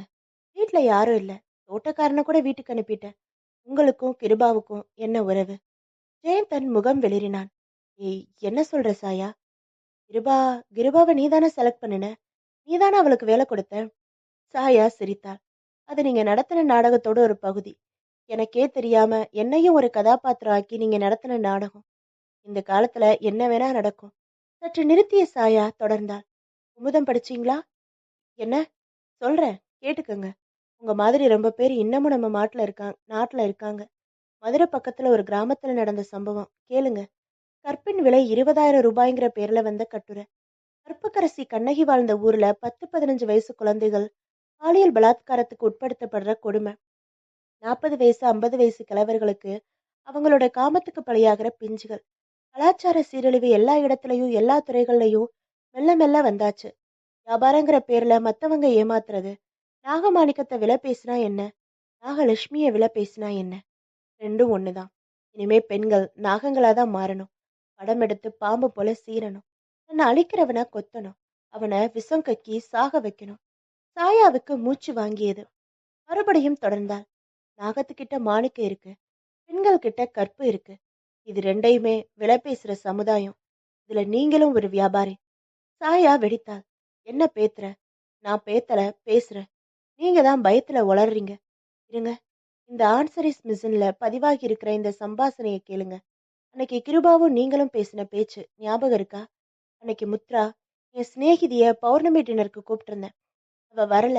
நம்ம வீட்டு ஃபோன் ரேட்டு. அதுக்கப்புறம் கம்ப்ளைண்ட் கொடுத்து ஃபோன் ரிப்பேர் பண்ண லைன்மேன் வந்தாரு. வந்தவர்கிட்ட முத்ரா எனக்கு பரிசளிச்ச கார்லெஸ் ஃபோன் வித் ஆன்சரிங் மிஷினை ஃபிக்ஸ் பண்ண சொன்னேன். திடீர்னு உங்களை வியல்ப்புல ஆத்தணும்னு நான் சொல்லாம ரகசியமா செஞ்ச இந்த ஏற்பாடு கடைசியில என்னையவே அதிர்ச்சி அடைய வச்சிருக்கு. ஆன்சரிங் மிஷின் பொருத்தப்பட்ட சமாச்சாரம் தெரியாம கிருபா அன்னைக்கு நான் வெளியே போயிருந்தப்போ உங்களோட பேசியிருக்கா. கேக்குறீங்களா? ஜெயந்தன் பதறி போனான். சாயா டேப்பை போட்டாள். என்னங்க, எனக்கு பயமா இருக்குங்க. அந்த அந்த முத்ரா என்னை பத்தி ஏதாவது சொல்லிடுவாளோன்னு பயம். டோன்ட் வரி கிருபா, இதோ பாரு. சாயாவுக்கு என் மேல சந்தேகமே வராதபடியெல்லாம் செட் பண்ணியிருக்கேன். ஒரு பாம்பு ஒண்ணு கிடைச்சது. அது மேல பழி போட்டுடலாம். சுலபமா தப்பிச்சுக்கலாம். இதையெல்லாம் செட்டப் பண்ண எத்தனை கஷ்டப்பட்டேன் தெரியுமா? பாம்பு சட்டையை ரூமுக்குள்ள கொண்டு வந்து போட்டு தலகாணி கடையில மினி ரெக்கார்டர்ல பாம்போட சீரலை ரெக்கார்ட் பண்ணி, அப்பப்பா, பாதி வழியில ஸ்கூட்டர் ரிப்பேர்னு வந்து வீட்டு வாசல்ல முட்டைய சதுர தேங்காய் மாதிரி உடைச்சு அதுல பாம்பு போன மாதிரி ஒரு தடம் பண்ணி, சரி சரி, இதெல்லாம் இப்ப எதுக்கு? இன்னும் கொஞ்ச நாள் பொறுத்துக்கோ. சாயா பாம்பு கடிச்சு செத்துருவா. அப்புறம் நாம ஜாலியா. சட்டென்று கரண்ட் கட்டாக டேப்பு நின்று விட்டது. இருட்டில் ஜெயந்தரின் வெளிரிய முகத்தை இவளால் யூகிக்க முடிஞ்சது. இது போதுமா, இல்ல இன்னும் எவிடன்ஸ் ஏதாவது வேணுமா? அப்பப்பா, எத்தனை நாடகம் ஆடி இருக்கீங்க. காதல் கவிதை எழுதின நீங்களா இப்படி திசை மாறி போயிட்டீங்க. உன் பெயரை கல்வெட்டுல எழுதுறேன்னு சொன்னீங்களே, அது இதுக்குத்தாடா? சமாதிக்கு மேல கல்ல புதைச்சு எழுதுவாங்களோ? ச்சே, உங்களை நம்பி கேவலம். இந்த வீட்டு சொத்துக்கு இதுக்குத்தானா உங்க உள்ளத்துல முதலிடம்? ஜெயந்தன் நடுங்கினான். தாயா, நான் சொல்றத கேளு. நான் கிருபாவ. பாபு, பொண்ணா இன்டர்வியூக்கு வரும்னு பாம்பு பொண்ணா இன்டர்வியூக்கு வரும்னு சொன்னீங்க. உண்மைதான். இன்டர்வியூக்கு வந்தவ பாம்பு தான். கடல் கண்ணி இல்ல, விஷக்கண்ணி. இந்த விஷத்தை அவ உடம்புல ஏத்துறது நீங்க தான். வீணா பாம்பு தொலையே உரிக்கிறீங்க.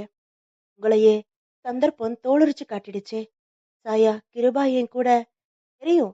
பெங்களூர் ஆபீஸ்ல உங்க கூட ஒர்க் பண்ணியிருக்கா. அவளை நீங்க காதலிச்சீங்க. இந்த காதல் தெரியாம அவங்க அம்மா அவளோட கல்யாண ஏற்பாடு பண்ண ஆரம்பிச்சுட்டாங்க. கிருபாவை பொண்ணு பார்க்க வந்தவங்க வேற யாரும் இல்ல, முத்ராவோட அண்ணன் தான். எனக்கு வரப்போற அண்ணிய முத்ரா போட்டோவுல பார்த்திருக்கா. ஆனா நிச்சயதார்த்தத்தன்னைக்கு கிருபா உங்களை நம்பி வீட்டை விட்டு ஓடி வந்துட்டா. வந்தவளை இந்த வீட்டுக்கு கூட்டிட்டு வர முடியாம ஏதோ ஒரு ஹோட்டல்ல தங்க வச்சு அப்புறம் நாடகம் ஆடி பிளான் பண்ணி. வாவ்! சாயா வெடித்து அழுதாள். துபாய்க்கு ஐஎஸ்டி போட்டு சேலத்துல இருந்து இவ விசாரிச்சது எத்தனை நல்லதா போச்சு. அதனாலதானே இந்த உண்மைகள் தெரிய வந்துச்சு. திடீரென்று பெருத்த இடியுடன் கூடிய மின்னல் ஒன்று வெட்டியது. இந்த இடியோசை கண்டிப்பா யார் தலையிலோ விழுந்திருக்க வேண்டும். சாயா ஜன்னல் வழியாக பார்த்தாள். தோட்டத்தில் தென்னை மரங்களும் பாதாம் மரங்களும் காற்றுக்கு பேயாட்டம் ஆடின. திடீரென்று பாதாமரம் வேரோடு சாய்ந்து அந்த புற்றில் விழுந்து புற்று உடைந்து பலத்த மழையில் புற்று மெல்ல மெல்ல கரைவதை இவளால் மின்னல் வெட்டுகளில் உணர முடிந்தது. அந்த தோட்டத்தின் மணற்பரப்பில் எல்லாம் புற்று மண் கரைந்து தோட்டம் முழுவதும் ஆரத்தி எடுத்தது போல செம்மண் பரப்பாகி திடீரென்று விளக்கெரிந்தது.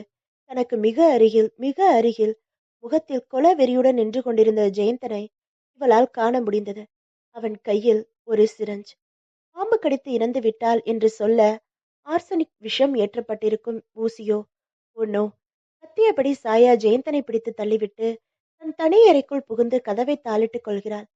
காற்று பலமாக அடிக்கிறது. மீண்டும் விளக்குகள் அணைகின்றன. பளீரென்று வெட்டிய மின்னலின் ஒளியில் ஜன்னல் வழியாக பார்க்கிறாள் சாயா. அந்த ஒளியில் அதென்ன பளபளப்பா? நாகத்தோட கண்களா? நாகம் கக்கின மாணிக்கமா? சாயா மயங்கி சரிகிறாள். பகுதி 23. அம்மா, அம்மா! யாரோ அரைக்கதவை தட்டுகிறார்கள். சாயா கண்களை திறக்கிறாள். நன்றாக விடிந்திருந்தது. கசகசவென்று சத்தம்.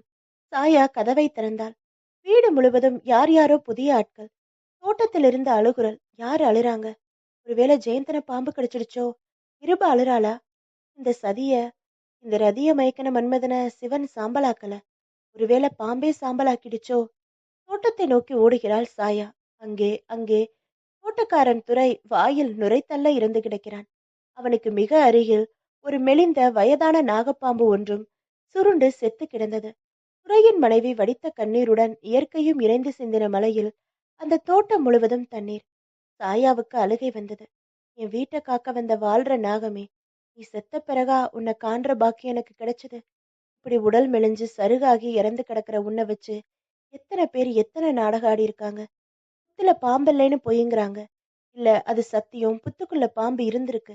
ஆனா அது நல்ல பாம்பு. துரையின் மனைவி அரற்றியபடி அழுகிறாள். பாவி பயலே, வேண்டாம் பாம்பு கிட்ட விளையாடாதன்னு சொன்னேனே. மாணிக்க எடுக்க போறேன்னு சொன்னேன். சொன்னியே, கடைசியில அந்த பாம்பு உன் உயிரை எடுத்துடுச்சே. பாம்புக்கு மிக அருகில் சில பளீர் என்று கூழாங்கற்கள் கிடந்தன. அதை பார்த்த ஒருவர் சொன்னார், பாம்பு சில சமயம் பசிக்கு கூழாங்கற்களை முழுங்கும், கக்கும். ஒளி ஒளப்பட்ட அந்த முள முழுங்கப்பட்ட அந்த கற்கள் சிவப்பு கற்கள் மாதிரி, மாணிக்க கற்கள் மாதிரி தெரியும். இப்படிதான் இந்த நாகமும் கூழாங்கற்களை முழுங்கி அதையே கக்கி இருக்கு. கக்கின கற்களை மாணிக்கம்னு நினைச்சு துரை சாணத்தை அந்த கற்கள் மேல போட்டு மறைச்சிருக்கான். அமாவாசை இருட்டு, மழை வேற. தெரியாம கூழாங்கற்களுக்கு பதிலா பாம்பையே பிடிச்சிருப்பான். அதான் ஒரு போட்டு போட்டுடுச்சு. இவனும் பதிலுக்கு ஆத்திரத்துல அதை கொன்னு இருக்கான். பேச்சு, போலீஸ் சோதனை, ஸ்டேட்மெண்ட், ஊருக்காரர்களின் விமர்சனங்கள், துரையின் மனைவியின் அழுகுரல் எல்லாம் கனவாய் காற்றில் மிதந்து மறைந்து போயின. இதையெல்லாம் பிரமிப்புடன் பார்த்து கொண்டு நின்று கொண்டிருந்த ஜெயந்தனை சாயா பார்த்தாள். பாவல்ல நீங்க. இனிமே பாம்பு மேல பழி போட முடியாது. ஏன்னா பாம்பு செத்து போயிடுச்சு. பாவம் நீங்க. காதலனா இருந்தப்போ முகமூடியில தான் காதலிச்சிங்க. ஐ லவ் யூ கூட முகமூடி போட்டுதான் சொன்னீங்க. கணவனானதுக்கு அப்புறம் கூட அதை கலட்டல. ஆனா அதை நான் கலட்ட வச்சுட்டேன். இனிமே உங்க அடுத்த மூவ் என்ன? இங்க பாம்பு மட்டும் தோல் உரிக்கல, ஒரு பொய் மனுஷனோட தோலும் உரிக்கப்பட்டிருக்கு. ஜெயந்தன் பேச வாயெடுப்பதற்குள் வாசலில் ஒரு ஆட்டோ வந்து நிற்க அதிலிருந்து கிருபா இறங்குகிறாள். 2 நாட்களாக ஜெயந்தனுடன் ஹோட்டலில் போட்ட ஆட்டம், உடம்பெல்லாம் வலி, இன்னமும் மது மயக்கம் தீராத ஒரு அலுப்பு. பரவாயில்ல, இன்னும் சில நாட்கள், அதன் பின் இவள்தான் ஜெயந்தனின் இதய ராணி. இவளின் சாம்ராஜ்யம் ஸ்தாபிக்கப்பட்டுவிடும். கிருபாவை பார்த்த சாயா வாசலுக்கு விரைந்தாள். பிரார்த்தனை முடிஞ்சுதா? ஆமா அம்மா. அக்கா இல்ல, அம்மாதான். ஜெயந்தன் உங்ககிட்ட கொடுத்த போட்டோ எங்க வீட்ல இருந்த பழைய போட்டோ. அதுல சில முகங்களை மட்டும் மாத்தி ஒட்டி அதை உங்ககிட்ட கொடுத்து அக்கா சொந்தம் கொண்டாட சொல்லிட்டாரு. அப்படிதானே? அம்மா, அக்கா. கிருபா முகம் வெளிரினாள். பரவாயில்ல, பிரார்த்தனை முடிஞ்சு வந்திருக்க. உன் பிரார்த்தனை அந்த முருகன் ஏத்துட்டாரோ இல்லையோ, நான் ஏத்துட்டேன். ஆமாமா, இந்தா, இது விடுதலை பத்திரம். என் கணவனை நான் டைவர்ஸ் பண்றதுக்கு அத்தாச்சு. நீயே அவரை கட்டிட்டு சந்தோஷமா இரு. ஆனா பி கேர்ஃபுல். பாம்பு புத்து பக்கம் போயிடாத. ஏதோ சொல்ல வாயெடுத்த கிருபாவை தடுத்தாள் சாயா. போதுமா, நான் நிறைய பேசிட்டேன். எல்லாத்தையும் சொல்லிட்டேன். மிச்ச மீதி சந்தேகம் இருந்தா உன் புருஷன் உனக்கு விளக்குவாரு. நீ வீட்டுக்குள்ளேயே நுழைய வேண்டாம், வெளியில போ. போகும்போது உன் புருஷனை, அதான் ஏன் மேஜிக் கணவனையும் கையோட கூட்டிட்டு போயிடு. மாஜிக் கணவனையும் கையோட கூட்டிட்டு போயிடு. நாளைக்கு இன்னொரு பணக்காரி கிடைச்சா உன் உயிருக்கு உத்தரவாதம் இல்லை. எதுக்கும் பி கேர்ஃபுல். ஜெயந்தன் சாயாவின் அருகில் வந்தான். சாயா ஓரடி பின்வாங்கினாள். நல்ல வேலை, கையில சிரஞ்சில்ல இல்லையா? நீங்களா போயிடுறது நல்லது. மியூச்சுவல்னா சீக்கிரம் டைவர்ஸ் கிடைச்சிடும். இங்க ஏதாவது அசிங்கம் பண்ணனா என்கிட்ட நிறைய ஆதாரங்கள் இருக்கு. ஆன்சரிங் மிஷின் கேசட் ஒன்று போதும். பேசி போறீங்களா? Please, will you please get out? Jayanthan சற்று நேரம் வெளிரி போய் நிற்கிறான். அதன் பின் ஜெயந்தனும் கிருபாவும் தலை குனிந்து வெளியேறும் அதே நேரம் வாசலில் ஒரு டாக்ஸி வந்து நிற்க அதிலிருந்து சாயாவின் தந்தை மாணிக்கத்தை ஒருவன் கைத்தாங்களாக அழைத்து வருகிறான். தயங்கியபடி மாணிக்கம் வருகிறான். இந்த வீடு நான் வாழ்ந்த வீடு. என் ஆகாவோட நான் வாழ்ந்த வீடு. வாழ மட்டும் இல்ல, அவளை கொடுமைப்படுத்தின அதே வீடு. குற்றங்களுக்கு தண்டனையை விட இந்த மன்னிப்புகள் அதிக வேதனை தரும். வாங்கப்பா, வாங்க. என் புருஷனை அறிமுகப்படுத்தி வைக்கிறேன்னு சொன்னேன்ல. நல்ல வேலை, அவர் கிளம்புறதுக்குள்ள வந்துட்டீங்களே. இவர்தான் என் மாஜி கணவர் mister Jayanthan. See you mister Jayanthan. நல்லா இருமா கிருபா. ஒரு நிமிஷம் இரு. தாலி கட்டாம இவர் கூட போறது நல்லா இருக்காது. இந்தா என்னோட தாலி. இது இனிமே வேஸ்ட். இதை உன் புருஷன்கிட்ட கொடுத்து உனக்கு போட சொல்லு. அப்பா, என்ன அப்படி பாக்குறீங்க? இதுவும் ஒரு கல்யாணம் தான். உங்க மாப்பிள்ளைய பாத்துக்கங்க. இது 2வது கல்யாணம். தப்பு. முதல் காதலியோட 2வது கல்யாணம். தன் கழுத்து தாலியை கழட்டி கிருபாவின் கரங்களில் திணிக்கிறாள் சாயா. மனதுள் தன் திருமணம் நினைவுக்கு வருகிறது.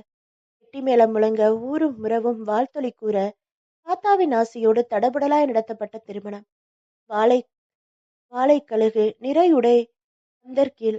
ஆனால் அந்த மணமேடை பிணமேடையானது. இது கூட ஒரு பிணமேடைதான். இவளையே கல்லறையாக்கி இவள் சுவாசத்தை தன் சுயநலத்துக்காக அடக்கி இவளை சவமாக்கி அந்த சன்னிதானத்தில் நடக்கிற திருமணம் அல்லவா இது? கல்வெட்டில் காதலை பதித்தவன் இவன். கல்வெட் என்றால் இறந்த காலம்தான். இவனது திருமணங்கள் கல்லறையின் சன்னிதானத்தில் நடக்கிற நறுமணங்கள். சாயா தன் சிந்தனைகளை கலைக்கிறாள். ஜெயந்தனும் கிருபாவும் கேட்டை தாண்டி வெளியே போய்விட்டார்கள். ஒன்றும் புரியாமல் பார்த்தபடி நிற்கும் தந்தையின் கரங்களை பிடிக்கிறாள். வாங்கப்பா, உள்ள வாங்க. வந்தவுடனே ஒரு கல்யாணத்தை நடத்திட்டீங்க. தோட்டத்துல ஒரு கல்லறை கட்டணும். வாங்க. பாவம், நாகராஜன் காத்துட்டு இருக்கான். வாங்க, பால் ஊத்தலாம். பேசியபடி சாயா தோட்டத்து பக்கம் போகிறாள். மழையும் புயலும் அடித்த அடையாளம் ஆங்காங்கே தண்ணீர் குட்டைகளாய் தேங்கி நிற்க, செம்மண் குழம்புகளாக நிரம்பி நிற்க, வேரோடு சாய்ந்த பாதாமரம் நிலை குலைந்து விழுந்து கிடக்க, அதில் மண்ணோடு மண்ணாக ரத்தம் சிந்தி தலை நசுங்கி உடல் காயம்பட்டு சின்னா பின்னமாக சிதறி சிதிலமடைந்த புற்றுக்கு அருகே உருவம் சிதைந்து கிடந்த அந்த வாழும் பாம்பை, இல்லை, வாழ்ந்த பாம்பை பார்க்கிறாள். இயற்கையே இதன் இறப்புக்காக இரவு முழுவதும் அழுதிருக்கிறதோ? மண்வெட்டி எடுத்து குழி தோண்ட ஆரம்பிக்கிறாள் சாயா. மீண்டும் இங்கு ஒரு அரச மரமும் வேப்ப மரமும் துளிர்விடும். அதன் நிழலில் மீண்டும் நாகர்கள் இடம்பெறும். மீண்டும் புற்று உருவாகும். ஆனால் இனி சத்தியமாக மீண்டும் ஒரு ஜெயந்தன் உருவாக மாட்டான். புற்றும். இதோட இந்த நாவல் முடியுது. அடுத்து ஒரு வீடியோல இன்னொரு புது நாவல் பார்க்கலாம். பாய்.